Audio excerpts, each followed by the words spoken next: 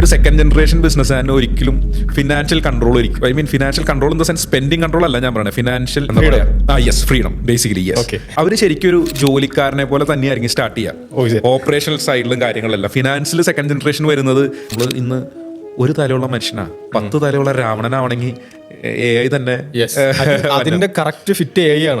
നേരത്തെ ഞാൻ പറഞ്ഞു ലിവറേജ് ചെയ്യാൻ പറ്റും. AIക്ക് ഒരിക്കലും ആരെയും റീപ്ലേസ് ചെയ്യാൻ പറ്റില്ല, പക്ഷെ ആളുകളുടെ കേപ്പബിലിറ്റിനെ leverage, that's what I believe. എൻ്റെ ഒരു ഫ്രണ്ട് ഒരു തവണ പറഞ്ഞൊരു കാര്യമുണ്ട്, ഒരുപാട് ചെറിയ മീനിന്റെ പുറകെ പോകുന്നതിന് പകരം ഒരു വലിയ മീനിന്റെ പുറകെ നിങ്ങൾ ടൈം സ്പെൻഡ് ചെയ്ത് കഴിഞ്ഞാൽ അതിൽ നിന്ന് കിട്ടുന്ന എഫേർട്ട് അല്ലെങ്കിൽ റിസൾട്ട് എന്ന് വെച്ച് കഴിഞ്ഞാൽ നമ്മൾ ഈ ചെറിയ മീനിലിടുന്ന റിസൾട്ടിനേക്കാളും ഒരുപാട് വലുതായിരിക്കും.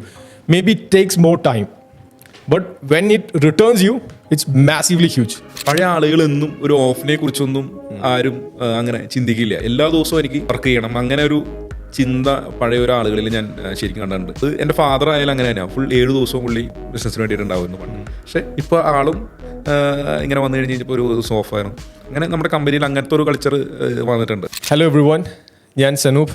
My company is Desq. ഞാൻ ഡെസ്ക്യൂ എന്ന കമ്പനിയുടെ CEO ആണ്. And this is a series of talks.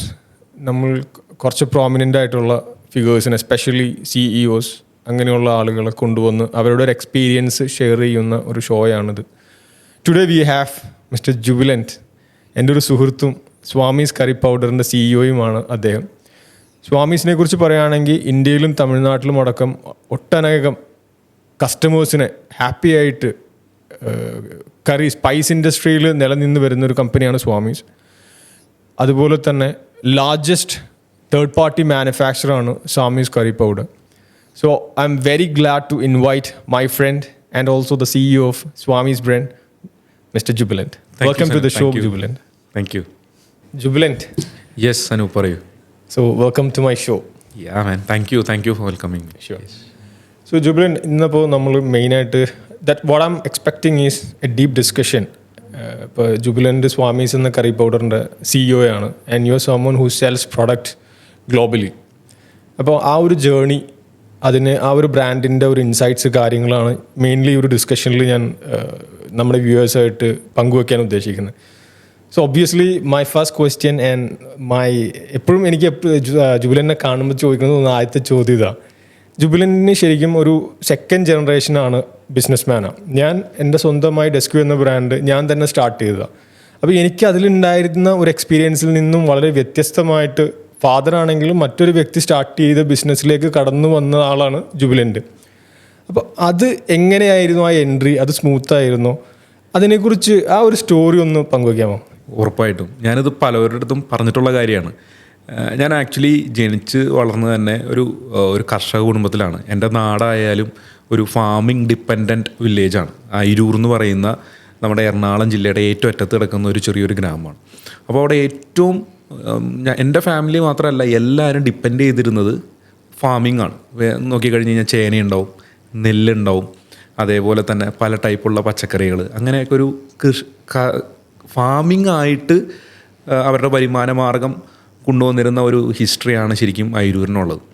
അതിൽ നിന്ന് എൻ്റെ ഗ്രാൻഡ് ഫാദറായിട്ട് തന്നെ ട്രേഡിങ്ങുകൾ ഉണ്ടായിരുന്നു. ട്രേഡിംഗ് എന്ന് ഉദ്ദേശിക്കുമ്പോൾ ചെറിയ രീതിയിലുള്ള വെജിറ്റബിളിൻ്റെ ട്രേഡിങ്ങും. അപ്പോൾ അതെൻ്റെ പപ്പയുടെ ചേട്ടന്മാരുണ്ടായിരുന്നു, അതിൽ പപ്പയും ഉണ്ടായിരുന്നു. അതിൽ എൻ്റെ ഓർമ്മയിൽ എൻ്റെ ചെറുപ്പകാലത്ത് ഞാൻ കണ്ടിരുന്നൊരു ബിസിനസ് എന്ന് പറയുന്നത് തേങ്ങയുടെ കച്ചവടമായിരുന്നു. അപ്പോൾ ഞാൻ ജനിച്ചപ്പോൾ തൊട്ട് ഞാൻ കാണുന്നൊരു എൻവിറോൺമെൻറ്റ് എന്ന് പറയുന്നത് ട്രേഡിങ്ങിൻ്റെ ഒരു എൻവിറോൺമെൻറ്റാണ്. പച്ചക്കറി ട്രേഡ് ചെയ്യുന്നുണ്ട്, തേങ്ങ ട്രേഡ് ചെയ്യുന്നുണ്ട്. അത് കഴിഞ്ഞ് ഞാനൊരു 1ാം ക്ലാസ് ആണെന്നാണ് എൻ്റെ ഓർമ്മ. 1ാം ക്ലാസ്സോ 2ാം ക്ലാസ്സോ ആയപ്പോൾ ഞാൻ കാണുന്ന ഒരു ബിസിനസ്സിലോട്ട് തുടങ്ങിയതാണ് എൻ്റെ ഫാദറായിട്ട് ഈ സ്പൈസസിൻ്റെ ട്രേഡിങ്ങിലോട്ട് വരുന്നത്. അപ്പോൾ അന്ന് തുടങ്ങി ഞാൻ ഇതിൻ്റെയൊക്കെ കൂടെ പയ്യെ ഉണ്ട്. ഇൻവോൾവ് അല്ലെങ്കിൽ പോലും ഞാൻ ചിലപ്പോൾ അന്ന് കളിക്കാൻ പോണത് അന്ന് വരുന്ന നമ്മുടെ കൂടെ അസോസിയേറ്റ് ചെയ്ത് പോകുന്ന കുറേ ആളുകളായിരിക്കും അന്ന് ചെറുപ്പത്തിൽ എന്നെ നോക്കിയേക്കണേ. അപ്പോൾ അവരോട് പോകുമ്പോൾ ചിലപ്പോൾ ഒരു തേങ്ങ എടുത്ത് അങ്ങോട്ട് തിരിച്ചു വെച്ചിട്ടുണ്ടാവും, അല്ലെങ്കിൽ എന്തെങ്കിലും അങ്ങോട്ടും അവരുടെ കൂടെ വർത്താനം പറഞ്ഞ് നമ്മൾ കളിച്ചൊക്കെ ചെയ്യുമല്ലോ. അതൊക്കെയാണ് എൻ്റെ ഒരു ഓർമ്മയിലുള്ള ബിസിനസ്സിൻ്റെ ഒരു ആദ്യ പാഠങ്ങൾ എന്ന് പറയുന്നത്. പിന്നെ ഇപ്പം പറഞ്ഞു വന്നപ്പോൾ ഇതിനകത്തേക്ക് ചോദിക്കാൻ പറ്റുന്ന കാര്യം എന്ന് വെച്ച് കഴിഞ്ഞാൽ, ഇപ്പം പലപ്പോഴും ഞാൻ കേട്ടിട്ടുണ്ട്, ഇപ്പോൾ റിലയൻസ് ഫാമിലിയിലൊക്കെ അവർ മക്കളെ കൊണ്ട് ക്യാഷ് സ്പെൻഡ് ചെയ്യിക്കില്ലായിരുന്നു, അതിന് സ്പെൻഡ് ചെയ്യാൻ വേണ്ടി മാത്രം ഫാമിലിയിൽ വേറൊരാൾ കൂടെ നടക്കും എന്നൊക്കെ കേട്ടിട്ടുണ്ട്. I don't know how exaggerated the story is. അതുപോലെ എന്തെങ്കിലും ഇപ്പോൾ ഫാമിലിയുടെ എന്തെങ്കിലും ഒരു പെർട്ടിക്കുലർ കാര്യമോ അല്ലെങ്കിൽ എന്തെങ്കിലും ഒരു കൾച്ചറൽ ആയിട്ടുള്ള എന്തെങ്കിലും ഒരു കാര്യം അത് ബിസിനസ്സിൽ ഫാദറിൻ്റെ സൈഡിൽ നിന്ന് കിട്ടിയ ഒരു ഇൻപുട്ട് അല്ലെങ്കിൽ ഫാമിലിയിൽ നിന്ന് കിട്ടിയ ഒരു ഇൻപുട്ട് അങ്ങനെ ഭയങ്കരമായിട്ട് ബിസിനസ്സിനെ ഹെൽപ്പ് ചെയ്താവാം അല്ലെങ്കിൽ പേഴ്സണലി ഹെൽപ്പ് ചെയ്താവാം, അങ്ങനെ എന്തെങ്കിലും ഉണ്ടോ? അങ്ങനെ പെട്ടെന്നൊരു ചോദ്യം ചോദിക്കുമ്പോൾ എനിക്ക് പറയാനുള്ളൊരു ഇൻപുട്ട് എൻ്റെ അടുത്ത് ഇല്ല. പക്ഷെ എന്നാൽ കൂടിയും നമ്മൾ കാണുന്ന കുറേ സാഹചര്യങ്ങളുണ്ടല്ലോ, ഞാൻ പറയുന്ന പോലെ ഇപ്പോൾ ആളുകളോട് ഇടപഴകാൻ അല്ലെങ്കിൽ അവരെ കൂടെ നിർത്തി നമ്മുടെ കാര്യങ്ങൾ ചെയ്യാന്നുള്ളത് ഞാൻ എൻ്റെ പാരൻസിൽ നിന്ന് അല്ലെങ്കിൽ ഗ്രാൻഡ് പാരൻസിൽ നിന്നൊക്കെ പഠിച്ചിട്ടുള്ള കാര്യമാണ് ഒന്ന്. അതേപോലെ തന്നെ ഇപ്പം നേരത്തെ പറഞ്ഞ പോലെ റിലയൻസിൻ്റെ കൂടെ ഒരു സ്പെൻഡ് ചെയ്യണ അങ്ങനത്തെ ഒരു കാറ്റഗറിയിൽ കൂടി ഉണ്ടോ ചോദിച്ചാൽ അതെനിക്കറിയില്ല. പക്ഷേ എപ്പോഴും ഒരു സെക്കൻഡ് ജനറേഷൻ ബിസിനസ്സുകാരന് ഒരിക്കലും financial control financial control in the sense spending control അല്ല ഞാൻ പറയുന്നത്, ഫിനാൻഷ്യൽ സ്പെൻഡ് ചെയ്യാനുള്ള എന്താ പറയുക, യെസ്, ഫ്രീഡം ബേസിക്കലി, യെസ്. അവർ ശരിക്കും ഒരു ജോലിക്കാരനെ പോലെ തന്നെയായിരിക്കും സ്റ്റാർട്ട് ചെയ്യുക ഓപ്പറേഷണൽ സൈഡിലും കാര്യങ്ങളെല്ലാം. ഫിനാൻസിൽ സെക്കൻഡ് ജനറേഷൻ വരുന്നത് എനിക്ക് തോന്നുന്നു ഒരു 0.1% താഴെ ആയിരിക്കുമെന്നാണ് എൻ്റെ ഒരു ഗസ്. കാരണം വെച്ച് കഴിഞ്ഞാൽ ഞാൻ സംസാരിച്ചതും ഞാൻ ഇടവഴിയുമായിട്ടുള്ള സെക്കൻഡ് ബിസിനസ് ജനറേഷന് ആർക്കും ഈ പറയുന്ന ഫിനാൻഷ്യൽ ഫ്രീഡം ഉണ്ടാവില്ല. അത് ഒരു പരിധിവരെ നല്ലതാണ് ഞാൻ മനസ്സിലാക്കിയെടുത്തോളം. നമ്മൾ കുറേ പൈസ ബാങ്ക് അക്കൗണ്ടിൽ കാണും, അതെല്ലാം നമ്മുടെ അല്ല. അത് മനസ്സിലാക്കാൻ കുറച്ച് പക്വതയും സമയം എടുക്കും. മനസ്സിലായി. കാരണം ആ പൈസ എന്ന് പറയുന്ന സാധനം നമുക്ക് തരുന്ന ആളുകളുടെ ഉണ്ട്, നമ്മുടെ കൂടെ ജോലി ചെയ്യുന്നവരുടെ ശമ്പളമുണ്ട്, ബാങ്കിൻ്റെ ഇൻട്രസ്റ്റ് ഉണ്ട്, അങ്ങനെ തുടങ്ങി പല ഘടകങ്ങളുള്ള ഒരു സംഭവമാണ് ഈ നമ്മുടെ ബാങ്ക് അക്കൗണ്ടിൽ കിടക്കുന്ന പൈസ എന്ന് പറയുന്നത്.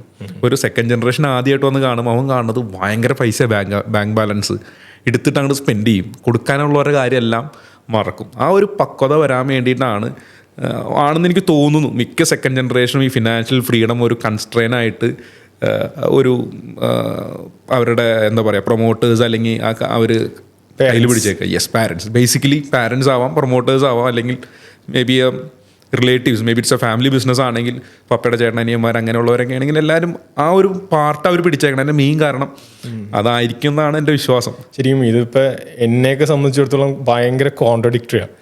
ഇൻ ദ സെൻസ് ഇപ്പോൾ ഞാൻ സ്റ്റാർട്ട് ചെയ്യുമ്പോൾ ഞാനും എൻ്റെ ഒരു പാർട്ട്ണറുണ്ട് സാദിഖെന്ന് പറഞ്ഞിട്ട്. സോ നമ്മൾ രണ്ടുപേരാണ് ഈ ബ്രാൻഡ് സ്റ്റാർട്ട് ചെയ്യുന്നത്, ഡെസ്ക്യൂ എന്ന ബ്രാൻഡ്. ആ സമയത്ത് നമുക്ക് ഫിനാൻഷ്യലി നമ്മുടെ ബ്രാൻഡ് ഒട്ടും തന്നെ സൗണ്ട് ആയിരുന്നില്ല. അതിനെ കുറച്ച് ആക്ച്വൽ രീതിയിൽ പറയുകയാണെങ്കിൽ നമ്മുടെ ഒരു മേജർ പ്രൊജക്റ്റ് ആയിരുന്നു കേരള സ്റ്റാർട്ടപ്പ് മിഷൻ്റെ പ്രൊജക്റ്റ്. ആ പ്രൊജക്റ്റിന് വേണ്ടി നമ്മൾ ഭയങ്കരമായി എഫേർട്ട് ഇട്ട് ഒരുപാട് സ്റ്റേജസൊക്കെ കടന്നു പോകുന്ന സമയത്ത് നമ്മുടെ അക്കൗണ്ടിൽ 50 പൈസ കമ്പനിയുടെ അക്കൗണ്ടിൽ ഉണ്ടായിരുന്നൊരു സമയമുണ്ട്. ആ സമയത്താണ് 50 ലക്ഷം രൂപ ഒറ്റയടിക്ക് നമ്മുടെ അക്കൗണ്ടിലേക്ക് പർച്ചേസ് ഓർഡറിൻ്റെ ഭാഗമായിട്ട് വരുന്നത്. അതൊക്കെ ശരിക്കും പറഞ്ഞാൽ ഇപ്പം നിങ്ങൾക്കിടെ ആ ഒരു ബിസിനസ് കാഴ്ചപ്പാടിൽ നിന്ന് ഞങ്ങളുടെ ഒരുപാട് വ്യത്യാസമാണ് ഒരു സ്റ്റാർട്ടപ്പ് ഒരു ആംഗിളിൽ നിന്ന് വരുമ്പോൾ. ഇത് എമൗണ്ട് നമ്മൾ സ്പെൻഡ് ചെയ്യുന്ന ഓരോ രൂപയും വളരെ വാല്യൂബിളാണ്. അപ്പോൾ എനിക്ക് തോന്നുന്നു അതാണ് നമ്മളുടെ ഒരു സ്റ്റാർട്ടപ്പും ഒരു സെക്കൻഡ് ജനറേഷനും തമ്മിലുള്ള ഒരു കാര്യമുണ്ട് സനു. ആക്ച്വലി നിങ്ങൾ ഓരോന്ന് സ്റ്റാർട്ടിങ് ഓരോ രൂപയ്ക്ക് വേണ്ടിയിട്ടാണ് നിങ്ങൾ കഷ്ടപ്പെട്ടിട്ടുണ്ട്. അത് തന്നെ എൻ്റെ അല്ലെങ്കിൽ എൻ്റെ ബാക്കിലുള്ളവർ ആ പൈസ കഷ്ടപ്പെട്ടിട്ടാണ് ആ ഫിനാൻഷ്യൽ കൺട്രോളും കാര്യങ്ങളും പഠിക്കുന്നത്. ഞാൻ ഫിനാൻഷ്യലി സ്റ്റേബിൾ ആണ്. ചെറിയ എക്സാമ്പിൾ പറഞ്ഞു കഴിഞ്ഞാൽ സനൂപ് എന്തും ഒരു മീൻ പിടുത്തക്കാരൻ എക്സാമ്പിൾ എടുക്കാം. അവൻ ചെറിയ ചൂണ്ടയിട്ട് തോട്ടിന്ന് മീൻ പിടിച്ചിട്ടാണ് പോണേ, പക്ഷെ അവനെ ഫസ്റ്റ് കൊണ്ട് കടലിൽ മീൻ പിടിക്കാനായിട്ട് എങ്ങനെയുണ്ടാവും? ആ ഒരു ചെറിയ ഡിഫറൻസ് എന്തായാലും അതിൽ. ഇത് പറഞ്ഞപ്പോൾ ആക്ച്വലി എൻ്റെ ഒരു ഫ്രണ്ട് ഉണ്ടായിരുന്നു, just adding on to the story. എന്ന് വെച്ച് കഴിഞ്ഞാൽ ഇപ്പോൾ ഞാൻ പറഞ്ഞില്ലേ നേരത്തെ, അന്ന് നമുക്ക് അത്ര ബിസിനസ്സിൽ ഫിനാൻഷ്യലി സൗണ്ട് അല്ലെങ്കിലും പലരും ഇപ്പോഴും ചോദിക്കുന്ന ഒരു ചോദ്യമാണ്, നിങ്ങൾ അത്രയും വലിയൊരു പ്രൊജക്റ്റ് എന്ത് കണ്ടിട്ടാണ് നിങ്ങൾ പോയി പിടിക്കാൻ നിന്നത്? അതിൻ്റെ ഒരു കാരണം എന്ന് വെച്ച് കഴിഞ്ഞാൽ എൻ്റെ ഒരു ഫ്രണ്ട് ഒരു തവണ പറഞ്ഞൊരു കാര്യമുണ്ട്. അതായത് നമ്മൾ ഇപ്പം മീനിൻ്റെ കാര്യം പറഞ്ഞുകൊണ്ട് ഞാനിത് പറയാം, ഒരുപാട് ചെറിയ മീനിൻ്റെ പുറകെ പോകുന്നതിന് പകരം ഒരു വലിയ മീനിൻ്റെ പുറകെ നിങ്ങൾ ടൈം സ്പെൻഡ് ചെയ്ത് കഴിഞ്ഞാൽ അതിൽ നിന്ന് കിട്ടുന്ന എഫേർട്ട് അല്ലെങ്കിൽ റിസൾട്ട് എന്ന് വെച്ച് കഴിഞ്ഞാൽ നമ്മൾ ഈ ചെറിയ മീനിലിടുന്ന റിസൾട്ടിനേക്കാളും ഒരുപാട് വലുതായിരിക്കും. May be it takes more time, but when it returns you it's massively huge. അതെനിക്ക് തോന്നുന്നു. പക്ഷെ അൺഫോർച്ചുനേറ്റ്ലി ആ ഒരു ഫ്രണ്ട് ഇന്നില്ല. കാരണം ഒരു ബിസിനസ് അല്ലെങ്കിൽ ഒരു ആൻറ്റർപ്രണേഴ്സിൻ്റെ ഒരു ബ്ലാക്ക് സൈഡുള്ള ഒരാളാണ്. ആളുടെ ബിസിനസ് തകർന്ന് കുറച്ച് ഫിനാൻഷ്യലി ബുദ്ധിമുട്ടി അവസാനം ഹെൽത്ത് ഇഷ്യൂസൊക്കെ വന്ന് he's no more now, but I don't want to reveal the name. But that is something. ഇന്നും ഞാൻ ആ വ്യക്തിയെ ഓർക്കുന്നത് ഈ ഒരു പീസ് ഓഫ് ഇൻഫർമേഷനിലാണ്. അപ്പോൾ അങ്ങനെ നോക്കുമ്പോൾ ആ ഒരു പീസ് ഓഫ് ഇൻഫർമേഷൻ എൻ്റെ കരിയറിൽ അല്ലെങ്കിൽ എൻ്റെ ഡിസിഷൻസിനെ ഇൻഫ്ലുവൻസ് ചെയ്തിരിക്കുന്നത് വെച്ച് കഴിഞ്ഞാൽ ഭയങ്കര ഇൻഫ്ലുവൻസാണ്. അപ്പം നമുക്കൊരു സ്പെഷ്യൽ ഗട്ട്സ് ആണത്, ആ ഒരു സിമ്പിൾ കാര്യം. അപ്പോൾ അന്നൊരു ചെറിയ ഇതിൻ്റെ ഉള്ളിൽ നിന്നുകൊണ്ട് നമുക്ക് ഇത്രയും വലിയൊരു പ്രൊജക്റ്റ് നേടാൻ കഴിയുന്നു, അത് സക്സസ്ഫുള്ളി എക്സിക്യൂട്ട് ചെയ്യാൻ കഴിയുന്നു. അതിൻ്റെ അകത്തുണ്ടായ സ്റ്റോറീസ് തന്നെ ശരിക്കും പറഞ്ഞാൽ വേറൊരു എപ്പിസോഡിനുള്ള സ്റ്റോറി ഉണ്ട്. But I M not going deep into it. So simple like this. Financially അപ്പോൾ നിങ്ങൾക്ക് കുറച്ചും കൂടി റെസ്ട്രിക്ഷൻസ് ഉണ്ട്. ഞങ്ങൾക്ക് ഫ്രീഡം ഉണ്ട്, പക്ഷേ ഫണ്ടില്ല. നിങ്ങളുടെ കയ്യിൽ ഫണ്ട് ഉണ്ട്, ഫ്രീഡം ഇല്ല. ഫണ്ട് ഉണ്ടെങ്കിൽ പോലും ഞാൻ അതാ നേരത്തെ സൂചിപ്പിച്ചത്, ഫണ്ട് നമ്മുടെ മാത്രമല്ല, മനസ്സിലായി, പല ആളുകൾക്കും നമ്മൾ വീതിച്ചു കൊടുക്കേണ്ട ഫണ്ടാണ്. ആ വീതിച്ചു കൊടുക്കാൻ പഠിക്കണമെന്നുണ്ടെങ്കിൽ അതിനൊരു തഴക്കം വേണം ശരിക്കും. അപ്പോൾ അത് കുറച്ച് നാളെത്തിയേ കിട്ടുള്ളൂ. ഒരു സ്റ്റാർട്ടപ്പ് എന്നുള്ള എനിക്കധികം അതിനെക്കുറിച്ച് അറിയില്ല, സ്വരൂപാണ് അതിന് പറയാൻ പറ്റൊരു വ്യക്തി. നമുക്ക് എന്തും എവിടേക്കും വെടിവെക്കാൻ പറ്റും. റൈറ്റ്, വളരെ കറക്റ്റ്. കാരണം നമ്മളെ സംബന്ധിച്ചിടത്തോളം ഒരു പോയിന്റ് എയിം ഉണ്ടെങ്കിൽ പോലും ആ എയിമിലോട്ട് എത്താൻ വേണ്ടി ഏത് വഴിയും എങ്ങനെ വേണമെങ്കിലും യൂസ് ചെയ്യാൻ പറ്റും. പക്ഷേ ഒരു സെക്കൻഡ് ജനറേഷൻ ആളുകൾക്ക് വരുമ്പോൾ ഓൾറെഡി ഒരു എക്സിസ്റ്റിംഗ് പാത്ത് ഉണ്ടാവും. ആ പാത്തിലൊരു സെറ്റ് ഓഫ് റൂൾസ് ഉണ്ടാക്കി വെച്ചിട്ടുണ്ടാവും. റൂൾസ് ഇൻ ദ സെൻസ് അവിടെ അതിൻ്റെ കൂടെ നിൽക്കുന്ന കുറേ ആളുകളുണ്ടാകും. എന്താ പറയുക, നമ്മുടെ സെല്ലേഴ്സ് അവർ സെറ്റ് ഓഫ് ഒരു ക്രൈറ്റീരിയ ഉണ്ടാക്കി വെച്ചിട്ടുണ്ടാവും. നമ്മുടെ ബയേഴ്സിനൊരു ക്രൈറ്റീരിയ ഉണ്ടാവും. നമ്മുടെ കൂടെയുള്ള സ്റ്റാഫ്സ് ഒരു പ്രത്യേക മൈൻഡ് സെറ്റിൽ വർക്ക് ചെയ്യുന്ന ആളുകൾ, പ്രത്യേക മൈൻഡ് സെറ്റിൽ ഓൾറെഡി ഇത്ര വർഷത്തെ ഒരു മൈൻഡ് സെറ്റിൽ വർക്ക് ചെയ്യുന്ന ആളുകളുണ്ടാവും. അപ്പോൾ ഒരു പുതിയ ഐഡിയ കൊണ്ടുവന്ന് ഇംപ്ലിമെൻറ്റ് ചെയ്യുക എന്ന് പറയുന്നത് ഒരു സെക്കൻഡ് ജനറേഷനെ സംബന്ധിച്ചിടത്തോളം കുറച്ച് ടഫ് തന്നെയാണ്. കാരണം ഒരാളെ മാത്രം കൺവിൻസ് ചെയ്താൽ പോരാ, പല ആളുകളെ കൺവിൻസ് ചെയ്യണം. പക്ഷെ ഒരു സ്റ്റാർട്ടപ്പ് വരുന്ന ആൾക്ക് ഐഡിയ ഉണ്ടെങ്കിൽ അവനെ തന്നെ കൺവിൻസ് ചെയ്താൽ മതി ഫസ്റ്റ്. പിന്നെ അതിൻ്റെ ഫിനാൻഷ്യൽ പാർട്ടും മറ്റുള്ള പാർട്സൊക്കെ വേറെ. ആ ഒരു ഫസ്റ്റ് സ്റ്റെപ്പ് എടുത്ത് വെക്കാൻ ഒരാളെ കൺവിൻസ് ചെയ്താൽ മതി. മറ്റത് അങ്ങനെയല്ല, എല്ലാവരെയും കൺവിൻസ് ചെയ്ത് ഇങ്ങനെ ഒരു കോർത്തിണക്കി കൊണ്ടുപോകാൻ. മനസ്സിലായി. അതിൽ ആക്ച്വലി ഒരു ഇൻട്രസ്റ്റിംഗ് എന്ന് വെച്ച് കഴിഞ്ഞാൽ, ഇപ്പോൾ നമ്മൾ എസ്പെഷ്യലി ജുബിലൻ്റെ ഫസ്റ്റ് ഓഫീസിലേക്ക് വർക്ക് സ്പേസിലേക്ക് വരുന്ന സമയത്ത് ഒബ്വിയസ്ലി പറഞ്ഞ പോലെ പേരൻസിന് അല്ലെങ്കിൽ ഫാദറിന് വളരെ പ്രിയപ്പെട്ട ഒരുപാട് ആളുകളുണ്ടാവും, സീനിയറായ ആളുകളുണ്ടാവും ഉറപ്പായിട്ടും. അപ്പോൾ ഇവരെ മാനേജ് ചെയ്യാൻ എന്തെങ്കിലും ഒരു സ്പെഷ്യൽ മെത്തേഡ്സ് സക്സസ്ഫുള്ളി ഇംപ്ലിമെൻ്റ് ചെയ്യാൻ പറ്റിയിട്ടുണ്ടോ, അതെയോ ഇപ്പോഴും അതൊരു വലിയ ചലഞ്ചിങ് ആണോ? ആ ഒരു ഇൻസൈറ്റ് ഒന്ന് പറയാമോ? ശരിക്കും സത്യം പറഞ്ഞു കഴിഞ്ഞ് കഴിഞ്ഞാൽ അവരെ മാനേജ് ചെയ്യണമല്ല, നമ്മൾ അവരിൽ നിന്ന് കുറേ കാര്യങ്ങൾ പഠിക്കാനുണ്ട്. പഠിക്കാനെന്ന് വെച്ച് കഴിഞ്ഞാൽ അവർ നിങ്ങളൊക്കെ സ്റ്റാർട്ട് ചെയ്ത പോലെ തന്നെ എൻ്റെ ഫാദറിൻ്റെ കൂടെ നിന്ന് സ്റ്റാർട്ട് ചെയ്ത ആളുകളെല്ലാവരും. അപ്പോൾ അവർക്ക് അന്നത്തെ കാലഘട്ടത്തിൽ അവർ സെറ്റ് ചെയ്ത കുറേ കാര്യങ്ങൾ വെച്ചിട്ട് ഇങ്ങനെയാണ് ബിസിനസ് ചെയ്യേണ്ടതെന്ന് കുറേ തെറ്റിൽ നിന്നും ശരിയിൽ നിന്നും പഠിച്ചിട്ടുണ്ട്. പക്ഷെ ആ കാലഘട്ടത്തിൻ്റെ ഗ്യാപ്പിനനുസരിച്ച് ആ തെറ്റും ശരിയും മാറാം. അപ്പോൾ കുറേ നാൾ ഒരേ കാര്യം ചെയ്തുകൊണ്ടിരിക്കുമ്പോൾ, റിപ്പീറ്റഡ് ആയിട്ട് ഒരേ കാര്യം ചെയ്തുകൊണ്ടിരിക്കുമ്പോൾ മുമ്പിൽ എന്താണോ മുമ്പിലോട്ട് പോകുന്ന കുറേ കാര്യങ്ങൾ അവർ കാണണ്ടാവില്ല. കണ്ടാൽ പോലും അതിനെ മാറാൻ എന്ന് പറയുന്നത് വളരെ എളുപ്പമല്ല. ഒരു എക്സാമ്പിൾ പറയുകയാണെങ്കിൽ, ഞാൻ ഫസ്റ്റ് വന്നത് ഞാൻ പറഞ്ഞു വെച്ചാൽ എനിക്കൊരു സോഫ്റ്റ്വെയർ ERP ഇംപ്ലിമെൻറ്റ് ചെയ്യണമെന്നുള്ളതായിരുന്നു എൻ്റെ ഒരു ഏറ്റവും വലിയൊരു ആഗ്രഹം. കാരണം അവിടെ നടക്കുന്ന കാര്യങ്ങൾ എനിക്കൊഴിച്ച് ബാക്കി എല്ലാവർക്കും ഫിംഗർ ടിപ്സിൽ അറിയാം. എത്ര ലോഡ് വന്നു, എത്ര സാധനം ഇറക്കി, എത്ര സാധനം വിറ്റു, എത്ര സാധനം പാക്ക് ചെയ്തു, അവിടെ ഉള്ള എല്ലാവർക്കും. ഞങ്ങളുടെ ഒരു എക്സാമ്പിൾ പറഞ്ഞാൽ, ഞങ്ങളുടെ ലോജിസ്റ്റിക്സിൽ നിൽക്കുന്ന ഒരു ആളുണ്ട്. ഷീസ് അത്ര കേപ്പബിൾ എന്നൊരു വണ്ടർഫുൾ പേഴ്സണാണ്. പക്ഷേ എല്ലാം പുള്ളിക്കാരത്തിൽ ഫിംഗർ ടിപ്സിലുണ്ടാവും, എല്ലാത്തിലും ഉണ്ടാവും. പക്ഷെ നമുക്കൊരു ബുക്സിലോ കാര്യങ്ങളിലോ നോക്കിക്കഴിഞ്ഞാൽ ഒരു പ്ലാൻ ചെയ്യാൻ ഒരു രീതിയിൽ ഉണ്ടാവില്ല. പക്ഷേ അവരുടെ മനസ്സിലെല്ലാം പക്കയാണ്. ഇതേപോലെ ഒരു ഫോൾട്ട് വന്നുള്ള എല്ലാം സ്മൂത്താണ്. പക്ഷേ നമുക്കിന്ന് ടെക്നോളജി ഉണ്ട്. ആ ടെക്നോളജീനെ എങ്ങനെ നമ്മളതിനെ യൂട്ടിലൈസ് ചെയ്യാമെന്ന് പറഞ്ഞ് മനസ്സിലാക്കാൻ എനിക്ക് കുറച്ച് സമയം എടുത്തു. കാരണം ഒരു ERP എന്ന് പറയുമ്പോൾ അവർ ചിന്തിക്കണമെന്ന് വെച്ച് കഴിഞ്ഞാൽ ഇന്ന് ലോകത്തിലെ ഏറ്റവും വലിയ സോഫ്റ്റ്വെയർ ടാലിയാണ്. അതിന് മേലെ വേറൊരു സോഫ്റ്റ്വെയറിലാന്ന് പറയാം. പക്ഷെ ടാലി ബേസിക്കലി ഒരു അക്കൗണ്ടിങ് സോഫ്റ്റ്വെയർ ആണ്. Right. Financial part is good. അത് ഇപ്പോൾ ഒരു സ്റ്റോക്ക് അല്ലെങ്കിൽ നമ്മുടെ ഓപ്പറേഷണൽ കാര്യങ്ങളൊന്നും വരുമ്പോൾ ടാലി ഒരിക്കലും ഒരു എഫിഷ്യൻറ്റ് സോഫ്റ്റ്വെയർ ആണെന്ന് എനിക്ക് തോന്നുന്നില്ല. എൻ്റെ പേഴ്സണൽ ഒപ്പീനിയൻ ആണ് കേട്ടോ. മറ്റുള്ളവർക്ക് ചിലപ്പോൾ നന്നായിട്ട് ചെയ്യുന്ന ആളുകളുണ്ടാവും. ഞാൻ മനസ്സിലാക്കിയതിന് തെറ്റാണോ ശരിയാണോ എന്ന് എനിക്കറിയില്ല. പക്ഷേ എൻ്റെ ഒരു പേഴ്സണൽ ഒപ്പീനിയൻ ഒന്ന് Tally is basically for financial part. Operational part നമുക്ക് വേറൊരു ERP തന്നെ നമ്മൾ ആശ്രയിക്കണം. പക്ഷെ അത് കൺവിൻസ് ചെയ്ത് എനിക്ക് എടുക്കാനെടുത്തൊരു സമയം ഭയങ്കര വലുതാണ്. ഇപ്പോഴും എന്നോട് 100% ഫുൾ ERPയിലോട്ടാണോ എന്ന് യൂഷ്വലി ഇല്ല. അതിൽ എന്തെങ്കിലും ഉണ്ടോ? യെസ്, 100% ഉണ്ട്. പുതിയതായിട്ട് ഒരാൾ ഇങ്ങനെ കടന്നു വരുവാണെങ്കിൽ അവർക്ക് ഇംപ്ലിമെന്റ് ചെയ്ത് ട്രൈ ചെയ്യാവുന്ന പോലെ എന്തെങ്കിലും ഉറപ്പായിട്ടും ഉണ്ട്. കാരണം വെച്ച് കഴിഞ്ഞാൽ എൻ്റെ സെയിൽസ് ടീമിനെ ഞാനൊരു ERP വെച്ചിട്ടാണ് ഒരു രീതിയിൽ സിസ്റ്റമാറ്റിക് ആയിട്ട് കൊണ്ടുവന്നത്. അപ്പോൾ എപ്പോഴും ഒരു പുതിയൊരാൾ ട്രേഡിംഗ് ആയിക്കോട്ടെ മാനുഫാക്ചറിങ് ആയിക്കോട്ടെ എന്തായാലും എൻ്റെ ഒരു സജഷൻ എന്നും നമ്മുടെ അടുത്ത് ഇത്രയും ടെക്നോളജി ഉള്ളപ്പോൾ നമ്മൾ ആ ടെക്നോളജി യൂസ് ചെയ്യണം. നമുക്ക് എല്ലാത്തിനും സിസ്റ്റമാറ്റിക് വേണം, റിപ്പോർട്ട്സ് വേണം, അതെല്ലാം കറക്റ്റായിട്ട് കിട്ടുന്ന രീതിയിൽ തന്നെ ഇനി ബിസിനസ് ചെയ്തു പോകണം. പണ്ട് ഇതിനുള്ളൊരു ഓപ്പർച്യൂണിറ്റി ഭയങ്കര കുറവാണ്. ഇതെല്ലാം ഇവരെന്തുകൊണ്ടാണ് ഇതെല്ലാം ഫസ്റ്റ് പറ്റില്ല എന്ന് പറയുന്നതിൻ്റെ മെയിൻ കാരണം എന്താണെന്നറിയോ? ഇതൊക്കെ ഇവർ ചെയ്തേക്കണതാ. അന്ന് എൻ്റെ ഒരു ഓർമ്മ ശരിയാണെങ്കിൽ അന്ന് മൊബൈൽ നമ്മുടെ വലിയ നോക്കിയുടെ ഫോണില്ലേ, ഈ കട്ടളാൻ്റെ മോഡൽ നമ്പറൊക്കെ ഞാൻ മറന്നുപോയി. വലിയൊരു ഫോൺ നോക്കിയ N8 ഒരു ഇഷ്ടികയുടെ അത്ര വലിപ്പമുണ്ട് ആ ഫോണിന്.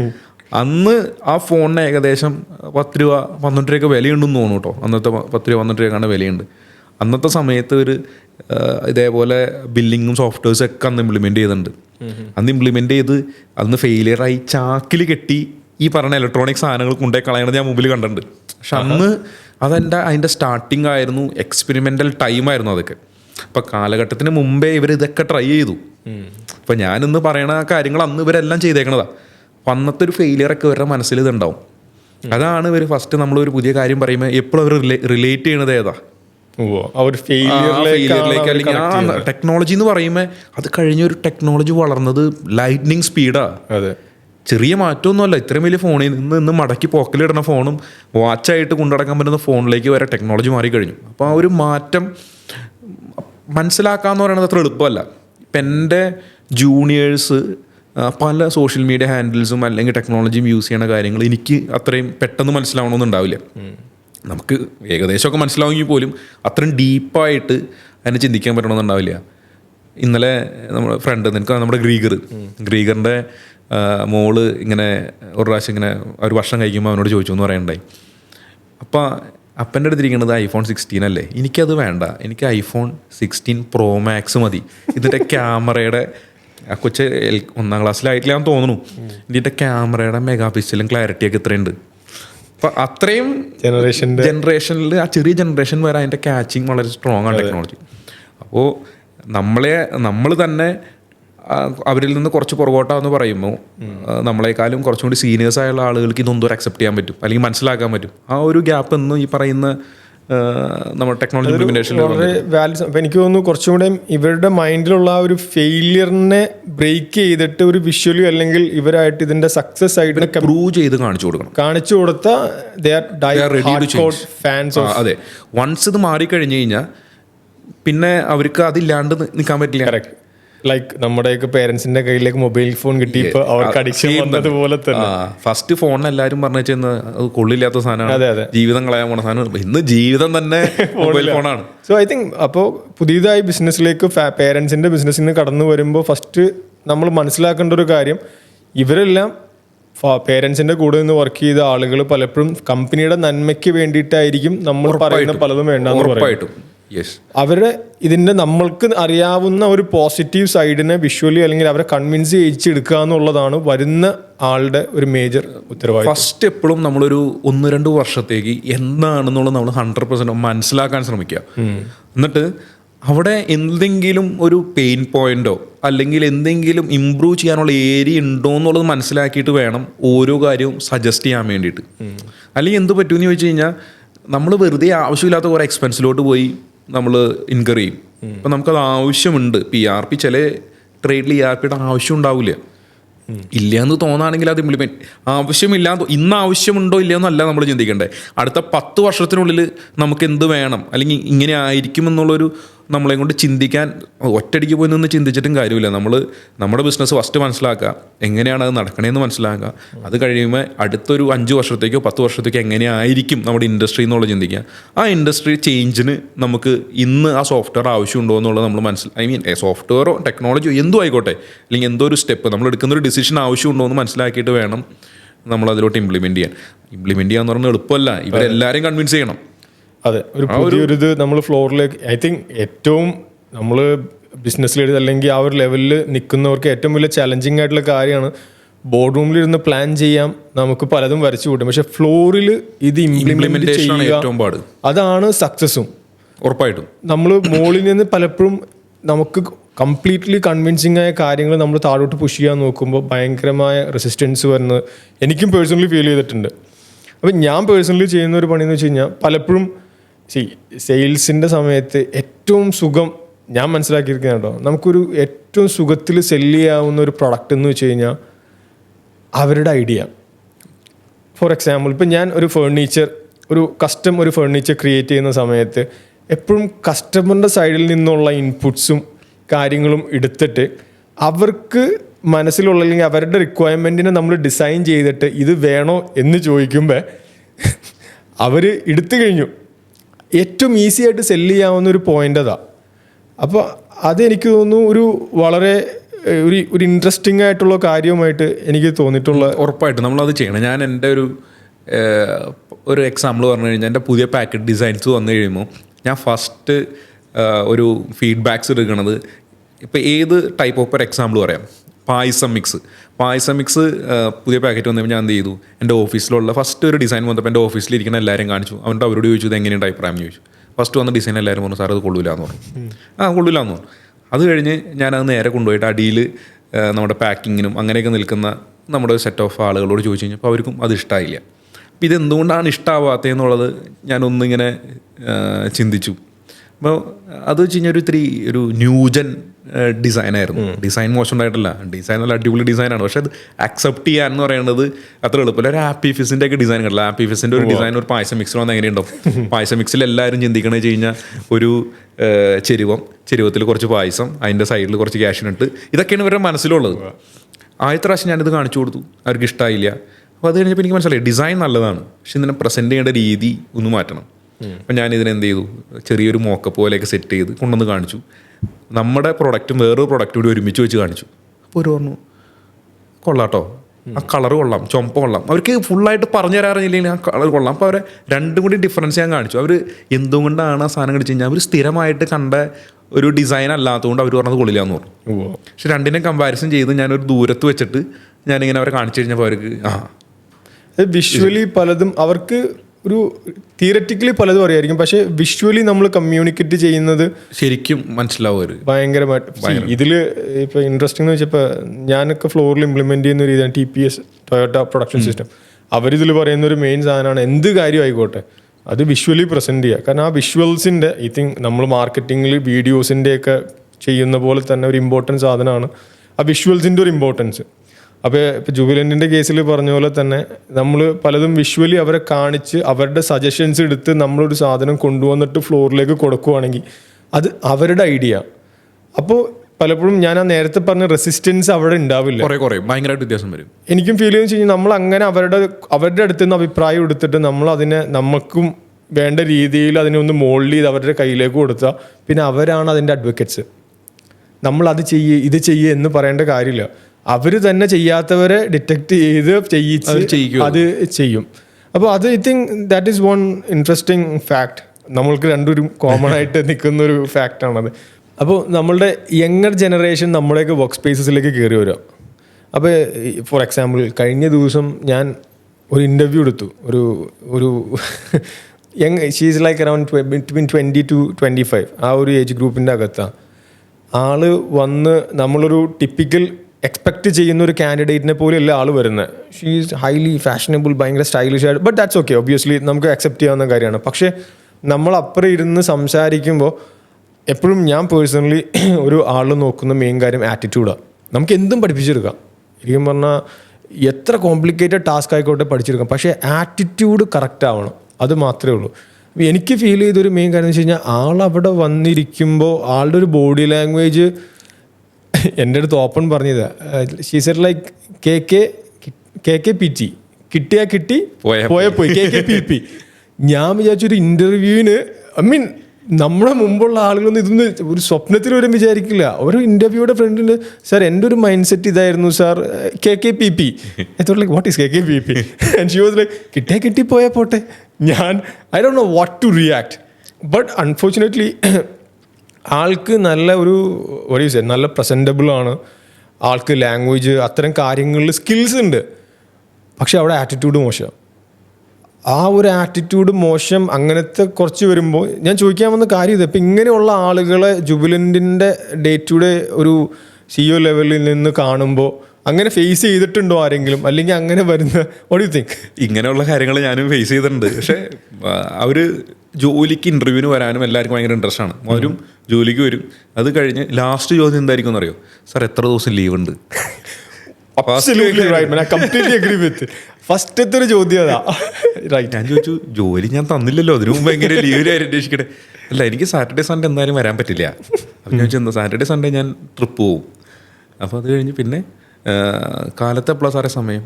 അപ്പോൾ ഞാൻ പറഞ്ഞു 8:30. ഞാൻ മോർണിംഗ് പേഴ്സൺ അല്ല, ഞാൻ ആയ ഈവനിങ് പേഴ്സൺ. രാത്രി എത്ര നേരം വേണമെങ്കിലും ഞാനിരുന്ന് വർക്ക് ചെയ്യാം.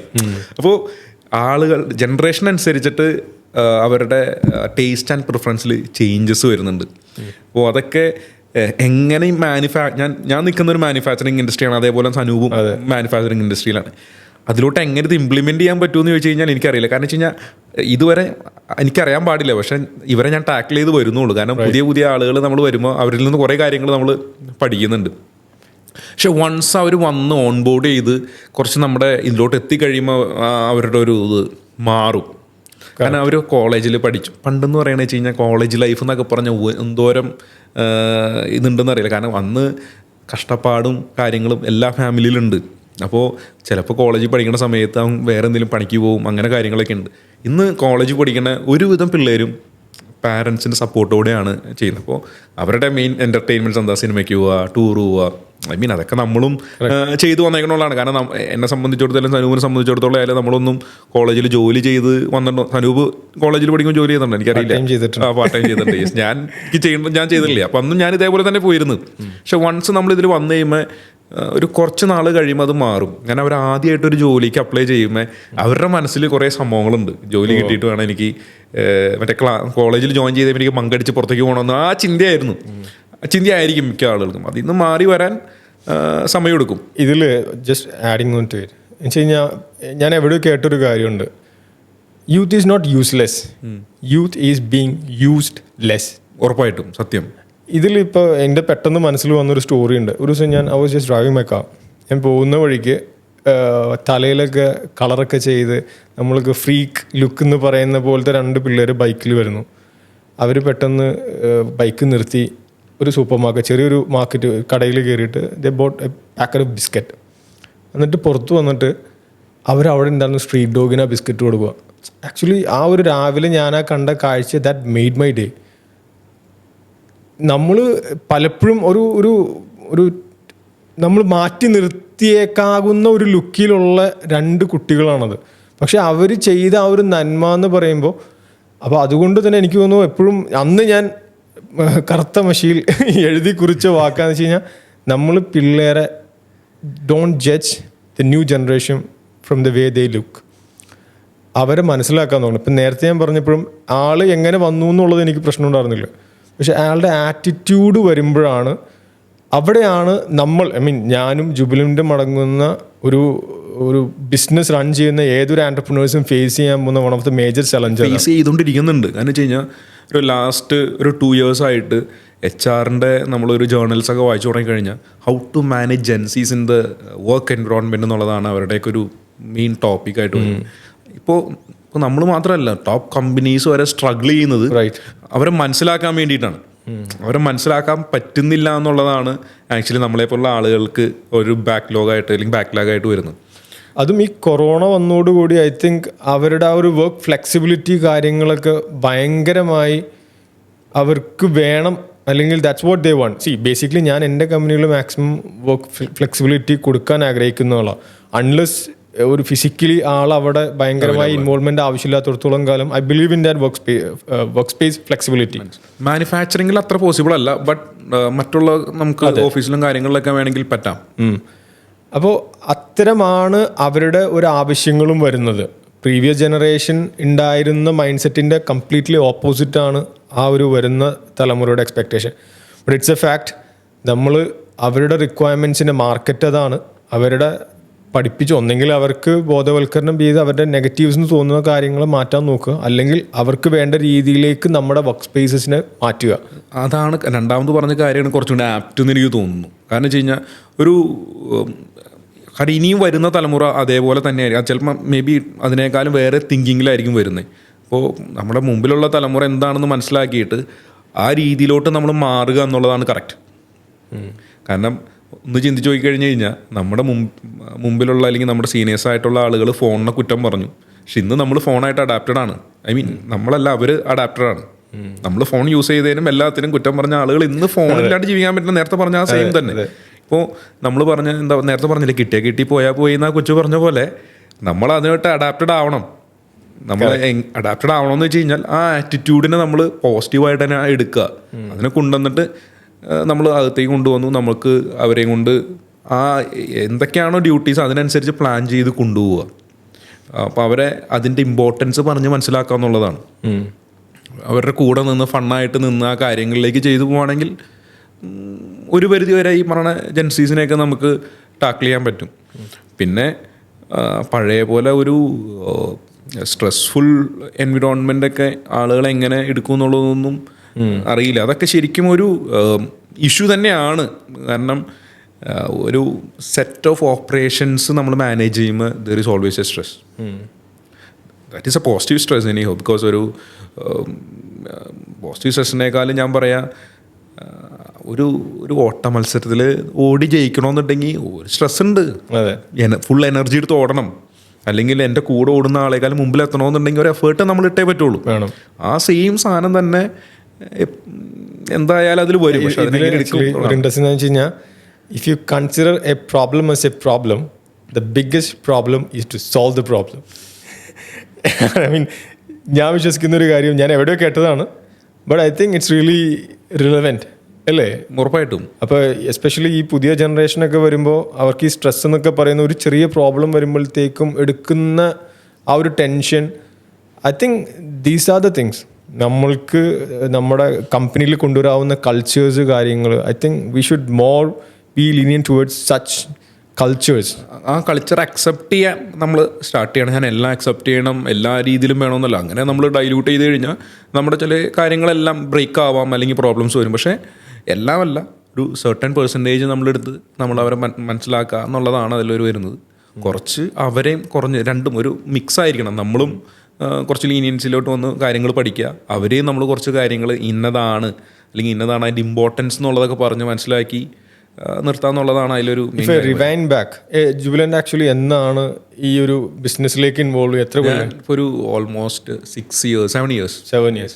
So if I rewind back 7 years, അന്ന് ഫാദറിൻ്റെ കൂടെ ഉണ്ടായിരുന്ന വർക്ക് സ്പേസിലെ എംപ്ലോയീസിന് ഇന്ന് നമ്മൾ ഈ സംസാരിക്കുന്ന വരാൻ പോകുന്ന ജനറേഷൻ പോലെയാണ് ജുബിലൻറ്റിൻ്റെ എൻട്രി എന്ന് വെച്ച് കഴിഞ്ഞാൽ.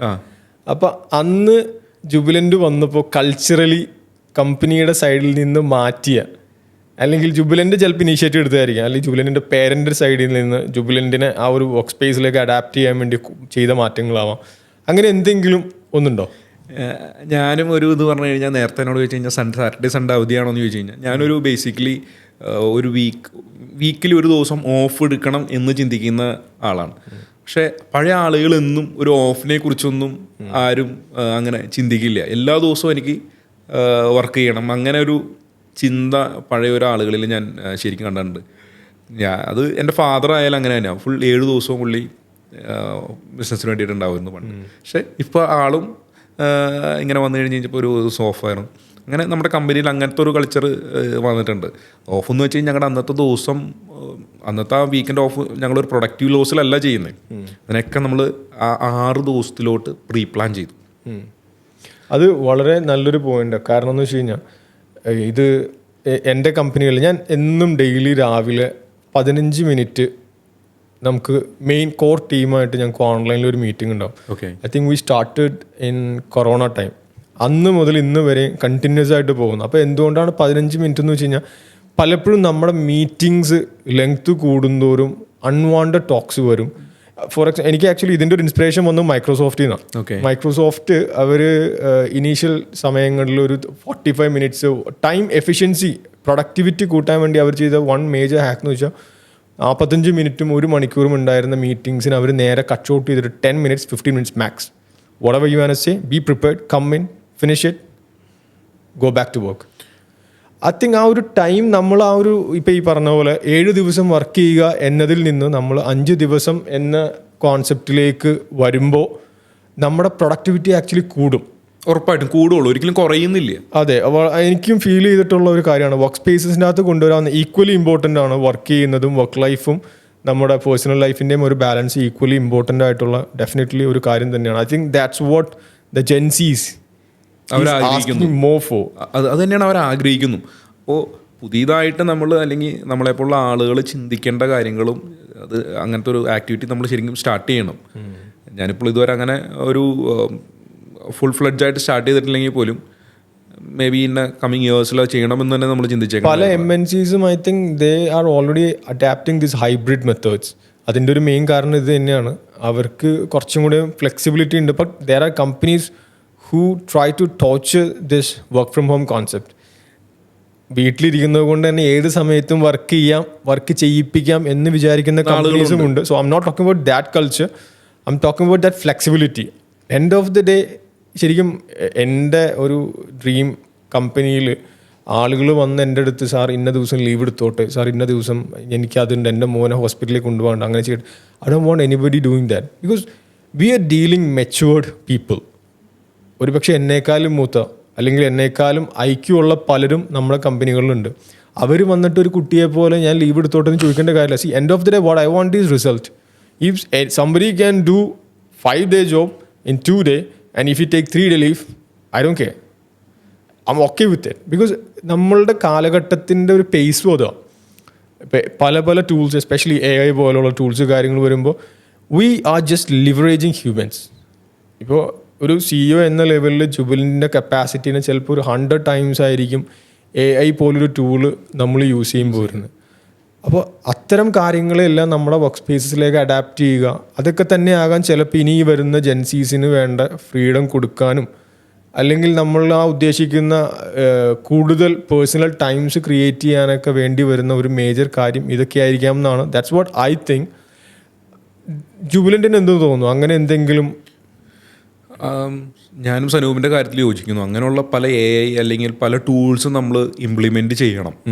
കാരണം എന്നോട് പെട്ടെന്ന് ചോദിച്ചാൽ അത് എങ്ങനെ ഇംപ്ലിമെൻറ്റ് ചെയ്യാം അങ്ങനെയുള്ള കാര്യങ്ങളൊന്നും എനിക്ക് അങ്ങനെ പെട്ടെന്ന് പറഞ്ഞു തരാൻ എൻ്റെ അടുത്തില്ല. പക്ഷെ നമ്മൾ പല കാര്യങ്ങളും നമ്മളത് ചെയ്യണം. കാരണം അല്ലെങ്കിൽ എന്താ കുഴപ്പമെന്ന് ചോദിച്ചു കഴിഞ്ഞാൽ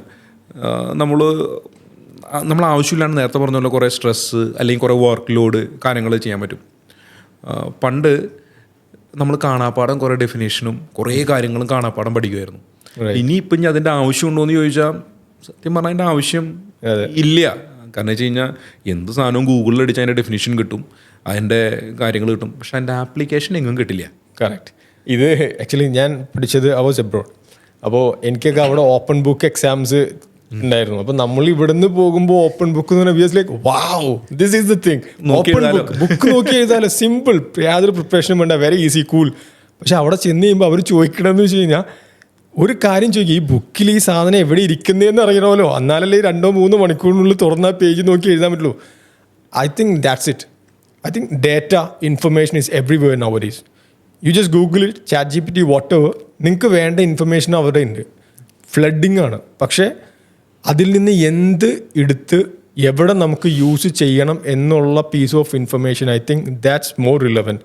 ഒരു ഇപ്പോൾ എംപ്ലോയീസിലായാലും ഇപ്പോൾ നമ്മളിലായാലും കൊണ്ടുവരേണ്ട ഒരു മെയിൻ കാര്യം അതാ. Like an illiterate of this century is not someone who cannot read and write, but someone who cannot learn, unlearn and relearn things.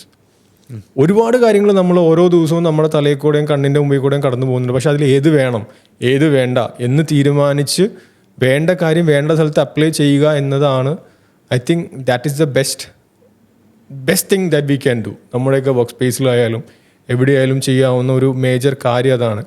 Work സ്പേസിൽ എന്തെങ്കിലും പ്രൊഡക്ടിവിറ്റിക്ക് വേണ്ടി യൂസ് ചെയ്യുന്ന എന്തെങ്കിലും മെത്തേഡ്സ് അങ്ങനെ എന്തെങ്കിലും കാര്യങ്ങളുണ്ടോ? ഇപ്പോൾ ഈ പറഞ്ഞ പോലെ ഡേ ടു ഡേ ടൂൾസ് ആവാം, ചിലപ്പോൾ ഒരു ബുക്കിൽ എഴുതി വയ്ക്കുന്ന ഹാബിറ്റ് ആവാം. അങ്ങനെ എന്തെങ്കിലും പ്രൊഡക്ടിവിറ്റിയെ ഫോക്കസ് ചെയ്തിപ്പോൾ നമ്മൾ കൂടുതലും AI ടൂൾസ് കാര്യങ്ങൾ സംസാരിക്കുന്നു, പ്രൊഡക്ടിവിറ്റിയുടെ ആംഗിളിൽ കാര്യങ്ങൾ സംസാരിക്കുന്നു. ഒബ്വിയസ്ലി ഇപ്പോൾ ഈ പ്രൊഡക്ടിവിറ്റി ഇമ്പ്രൂവ് ചെയ്യാനുള്ള കാര്യം എന്ന് പറഞ്ഞാൽ നേരത്തെ പറഞ്ഞ പോലെ നമ്മൾ പ്ലാൻ ചെയ്താൽ മാത്രമേ പ്രൊഡക്ടിവിറ്റി എൻ്റെ ഇമ്പ്രൂവ് ചെയ്യാൻ പറ്റുള്ളൂ. കാരണം ഞങ്ങൾ ഡീൽ ചെയ്യുന്ന ഏകദേശം 169ഓളം SKUs ഉണ്ട്, സ്റ്റോക്ക് കീപ്പിംഗ് യൂണിറ്റ്. അപ്പോൾ ഇത്രയും വാസ്റ്റ് സ്റ്റോക്ക് കീപ്പിംഗ് SKU നമ്മൾ ഡീൽ ചെയ്യുമ്പോൾ നമ്മൾ ഓരോന്നിനും ഇന്നതെന്നുള്ള രീതിയിൽ ഓൾറെഡി പ്രീ പ്ലാൻ ചെയ്തിട്ടുണ്ടാവും ഇങ്ങനെയാണെന്നുള്ളത്. അപ്പോൾ ആ പ്ലാനിങ്ങിൻ്റെ ഫോളോ അപ്പാണ് കറൻ്റ്ലി നമ്മുടെ ഒരു പ്രൊഡക്ടിവിറ്റി ഇൻക്രീസ് ചെയ്യാൻ പറ്റുള്ളൂ എന്ന് ഞാൻ വിശ്വസിക്കുന്നതും നമ്മുടെ എക്സ്പീരിയൻസിൽ നമ്മൾ മനസ്സിലാക്കിയത്. പുതിയതായിട്ടുള്ള ടെക്നോളജി അല്ലെങ്കിൽ AI ടൂൾസിൽ എന്തെങ്കിലും ഇംപ്ലിമെൻറ്റേഷൻ ചെയ്യാൻ പറ്റുമോ എന്നുള്ളത് ആക്ച്വലി ഞാനും അത് പഠിച്ചുകൊണ്ടിരിക്കുന്ന ഒരു കാര്യമാണ്. ഐ മീൻ മനസ്സിലാക്കാനും എങ്ങനെ എന്തെങ്കിലും ഉണ്ടെങ്കിൽ തന്നെ മനസ്സിലാക്കാമെന്നുള്ള. ഐ തിങ്ക് എൻ്റെ ഒരു പേഴ്സണൽ എക്സ്പീരിയൻസിൽ AI ടൂൾസിന് വളരെയധികം നമ്മളെ ഹെൽപ്പ് ചെയ്യാൻ പറ്റും. എസ്പെഷ്യലി ഇപ്പോൾ ഒരുപാട് കസ്റ്റമായിട്ട് നമുക്ക് സോഫ്റ്റ്വെയർസ് നമുക്കിപ്പോൾ എനിക്ക് പേഴ്സണലി ഒരു പ്രോബ്ലം ഉണ്ടെങ്കിൽ അതിനെ മാത്രം ഫോക്കസ് ചെയ്തിട്ട് നമുക്ക് ആപ്ലിക്കേഷൻസും കാര്യങ്ങളും വളരെ ഈസി ആയിട്ട് AI ടൂൾസ് യൂസ് ചെയ്ത് ചെയ്യാൻ പറ്റും. അപ്പോൾ അതും എൻ്റെ കേസിൽ ഇപ്പോൾ കൊട്ടേഷൻസ് ക്രിയേറ്റ് ചെയ്യുക എന്നുള്ളത് നമുക്കൊരു പലപ്പോഴും ബുദ്ധിമുട്ടുള്ള കാര്യമാണ്. ഒരുപാട് ഇത് വരുമ്പോൾ അതും പ്രൈസിങ് കസ്റ്റം പോലെയുള്ള സാധനങ്ങൾ വരുമ്പോൾ പ്രൈസിങ് ഒക്കെ വലിയ കോംപ്ലിക്കേറ്റഡാണ്. So one of the project that am working right now is to create an AI tool. ഇതിന് ഒരു പ്രൈസിങ് അറിയാവുന്ന പഠിപ്പിക്കാവുന്ന AI പഠിപ്പിച്ചിട്ട് if that particular AI can replace me or a particular employee. Replace എന്ന് പറയുമ്പോൾ ഫിസിക്കലി ആവണം എന്നില്ല. I mean physically നമുക്ക് റീപ്ലേസ് ചെയ്യാം, പക്ഷെ എംപ്ലോയീസിന് ഒരിക്കലും കംപ്ലീറ്റ്ലി മാറ്റാൻ പറ്റില്ല. ശരിക്കും AI കംപ്ലീറ്റ്ലി ഇപ്പൊ പ്രൈസിങ്ങിന്റെ കേസിൽ എംപ്ലോയീസിനെ അല്ല റീപ്ലേസ് ചെയ്യുന്നത്, സനൂപിന്റെ ബുദ്ധിനെയാണ് ശരിക്കും റീപ്ലേസ് ചെയ്യുന്നത്. I accept that. അപ്പോൾ അത്തരം ടൂൾസ് നമുക്ക് ക്രിയേറ്റ് ചെയ്യാൻ പറ്റും. അപ്പോൾ അതുപോലെ ഐ തിങ്ക് നമ്മളുടെ വർക്ക് സ്പേസസിലും അത്തരം കാര്യങ്ങളും ആളുകളെ നമ്മുടെ എംപ്ലോയീസിനെ കൂടുതൽ ഇത്തരം ടൂൾസുമായിട്ട് പഠിപ്പിക്കാനൊക്കെ പ്രൊഡക്ടിവിറ്റിനെ മൾട്ടിപ്പിൾ ടൈംസിൽ നമുക്ക് ഇമ്പ്രൂവ് ചെയ്യാൻ പറ്റും. That's what I believe and that's what I try to implement in my company. So മറ്റ് കമ്പനികളോടും എൻ്റെ ഒരു അഡ്വൈസും അത് തന്നെയാണ്. ഉറപ്പായിട്ടും എന്തായാലും സനൂപ് പറഞ്ഞൊരു AI എങ്ങനെ ചെയ്യാൻ പറ്റാമെന്ന് ഞാൻ കുറേ നാളായി ഇങ്ങനെ നമ്മളെ സംബന്ധിച്ചിടത്തോളം കണ്ടമാന എൻക്വയറീസ് ഞങ്ങൾക്ക് ഇപ്പം നിങ്ങൾ ഓൺലൈനിൽ നിങ്ങൾ ഇട്ട് കഴിയുമ്പോൾ വരുന്ന പോലെ നമുക്ക് അങ്ങനെ വരുന്നുണ്ടാവില്ല. പക്ഷെ എന്നാൽ കൂടിയും ഞങ്ങളുടെ പല കാര്യങ്ങളും ഒരു എക്സാമ്പിൾ പറഞ്ഞു കഴിഞ്ഞാൽ ഇത്ര ലേബർ ഉണ്ട്, ഇന്ന് ഇത്ര ലേബേഴ്സ് വന്നിട്ടുണ്ട്, ഇത്ര ആളുകൾ വന്നിട്ടുണ്ട്, അതിൻ്റെ ഒരു കോമ്പിനേഷൻ വർക്ക് ചെയ്ത് ഇന്ന് ഈ കാര്യങ്ങൾ ഇന്ന് ഈ പാക്കിങ് ഇത്ര കാര്യങ്ങൾ ചെയ്യുകയാണെങ്കിൽ നമുക്ക് ഇത്ര പ്രൊഡക്ടിവിറ്റി കിട്ടും, maximum utilisation of labour labour അവേഴ്സൊക്കെ കാൽക്കുലേറ്റ് ചെയ്യാൻ പറ്റുകയാണെങ്കിൽ ഇൻഡസ്ട്രീസ് ഗോണ ചേഞ്ച്, വേറെ ലെവലാവും. ഇന്ന് നമുക്കതൊക്കെ നമ്മളതൊക്കെ വെച്ച് തന്നെയാണ് പ്ലാൻ ചെയ്യണമെങ്കിൽ പോലും എന്താ പറയുക, നമ്മൾ ഇന്ന് ഒരു തലയുള്ള മനുഷ്യനാ 10 തലയുള്ള രാവണനാവണമെങ്കിൽ AI തന്നെ അതിന്റെ കറക്റ്റ് ഫിറ്റ് AI ആണ്. AI ഇറ്റ് ക്യാൻ നേരത്തെ ഞാൻ പറഞ്ഞ ലിവറേജ് ചെയ്യാൻ പറ്റും. AIക്ക് ഒരിക്കലും ആരെയും റീപ്ലേസ് ചെയ്യാൻ പറ്റില്ല, പക്ഷെ ആളുകളുടെ കേപ്പബിലിറ്റിനെ leverage, that's what I believe. ഉറപ്പായിട്ടും. കാരണം വെച്ച് കഴിഞ്ഞാൽ ഞാൻ നേരത്തെ പറഞ്ഞ പോലെ എനിക്ക് മെയിലൊക്കെ കഴിക്കുമ്പോൾ ഭയങ്കര ഗ്രാമാറ്റിക്കൽ മിസ്റ്റേക്സും കാര്യങ്ങളൊക്കെ വരുന്ന ഒരാളാണ്. എൻ്റെ ആ കഴിവ് കുറവിനെ റീപ്ലേസ് ചെയ്ത് ChatGPT ആണ്. റൈറ്റ്. ഞാൻ ChatGPT വെച്ചിട്ടാണ് പല മെയിലും ഇത് ചെയ്യണേ. പക്ഷെ ആ ChatGPTയിൽ എന്ത് മെയിൽ എങ്ങനെ റേസ് ചെയ്യണം എന്നുള്ള പ്രോംപ്റ്റ് ഞാൻ തന്നെ കൊടുക്കണം. അതെ. പക്ഷേ എനിക്കതിൽ വന്നു വെച്ച് കഴിഞ്ഞാൽ ടൈപ്പിംഗ് എറേഴ്സ് കുറേ കുറഞ്ഞു, ആ ടൈമിങ് ഭയങ്കരമായിട്ട് വ്യത്യാസം വന്നു. ഞാൻ അതിൻ്റെ പ്രോംപ്റ്റ് കൊടുത്ത കറക്റ്റ് സെൻറ്റൻസ് ഫോം ചെയ്ത് കിട്ടും. അപ്പോൾ ഒരു മനുഷ്യനെ എന്താ പറയുക, പണ്ട് ഏറ്റവും കൂടുതൽ പരീക്ഷയ്ക്ക് പേപ്പർ എഴുതുന്ന ആൾക്കാർ മാർക്കെങ്കിൽ ഇന്ന് പോയിൻ്റ് എഴുതുന്ന ആൾക്കാർ മാർക്ക്. അതെ, അതാണ് AI ഏറ്റവും വലിയ അഡ്വാൻറ്റേജ് ഞാൻ മനസ്സിലാക്കിയതും നമ്മുടെ ഒരു കഴിവിനെ എങ്ങനെയാണ് ഡെവലപ്പ് ചെയ്യണേ.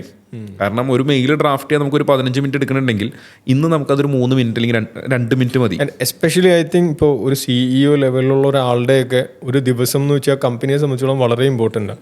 അപ്പോൾ അവരുടെ ഒരു ½ അവർ സേവ് ചെയ്യുക എന്ന് പറഞ്ഞു കഴിഞ്ഞാൽ you can use that particular time for something else more productive. ഉറപ്പാവും. അപ്പോൾ that's how I think growth can be achieved. Yes. അത് തന്നെ ഇപ്പം നമ്മളെപ്പോലെയുള്ള കമ്പനികൾക്ക് ഒരു ബെനിഫിറ്റ് എന്ന് വെച്ചാൽ ഇത് തന്നെയാണ്. വളരെ വലിയ ബിഗ് നെയിംസ് ഉള്ള ഇൻഡസ്ട്രിയിലേക്കാണ് നമ്മൾ ആ ഒരു വർക്ക് സ്പേസ് ഫർണിച്ചർ എന്നൊരു ഇൻഡസ്ട്രിയിലാണ് നമ്മൾ ഇപ്പോൾ നിൽക്കുന്നത്. ശരിക്കും കൊറോണ സമയത്ത് പലപ്പോഴും പല കമ്പനികളും ഒരുപാട് സ്ട്രഗിൾ ചെയ്തൊരു സമയമാണ് ആ കൊറോണയുടെ ടൈം പീരീഡ് എന്ന് വെച്ച് കഴിഞ്ഞാൽ. മാറ്റങ്ങളും വന്ന സമയമാണ് കൊറോണ ടൈം. അപ്പോൾ നമ്മുടെ കമ്പനിയെ സംബന്ധിച്ചിടത്തോളം കൊറോണ സമയം വന്ന സമയം വരെ നമ്മൾ കംപ്ലീറ്റ്ലി പ്രൊജക്ട്സ് ആയിരുന്നു ഹാൻഡിൽ ചെയ്യുന്നത്. ഒരു വർക്ക് സ്പേസിനെ സംബന്ധിക്കുന്ന, ഒരു ഓഫീസിനെ സംബന്ധിക്കുന്ന വർക്ക് സ്പേസ് ഡിസൈനും കാര്യങ്ങളും നമ്മൾ ചെയ്ത് അവർക്ക് വേണ്ട ഫർണിച്ചർ കൊടുക്കുന്ന ബിസിനസ് നമ്മൾ ചെയ്തുകൊണ്ടിരുന്നത്. അപ്പോൾ കൊറോണ വന്ന സമയത്ത് എന്ത് പറ്റിയെന്ന് വെച്ച് കഴിഞ്ഞാൽ ഒബ്വിയസ്ലി മാർക്കറ്റ് ഈസ് ഡൗൺ. അപ്പോൾ പെട്ടെന്ന് തന്നെ പ്രൊജക്ട്സ് എന്ന് പറയുന്ന കോൺസെപ്റ്റ് തന്നെ ഇല്ലാണ്ടായി. That was something really I opening. അപ്പോൾ ആ ഒരു സമയത്ത് നമുക്ക് കമ്പനി പൂട്ടിട്ട് പോകാൻ പറ്റില്ല. നമ്മളെ നമ്മുടെ കൂടെ നിൽക്കുന്ന പല ആളുകളുണ്ട്, അവർക്ക് അവരുടേതായ പേസ് ഉണ്ട്, അവരുടെ ഫാമിലീസ് റൺ ചെയ്യണം. അങ്ങനെ വന്ന സമയത്ത് ശരിക്കും നമ്മൾ ഇന്ത്യയിൽ ആദ്യമായിട്ട് വർക്ക് ഫ്രം ഹോമിന് വേണ്ടി ഒരു ഡെഡിക്കേറ്റഡ് വെബ്സൈറ്റ് കൊണ്ടുവന്നതാണ് ഇന്ന് Desk.com എന്ന് പറയുന്ന ഒരു ഇ-കൊമേഴ്സ് പ്ലാറ്റ്ഫോം. നൈസ്.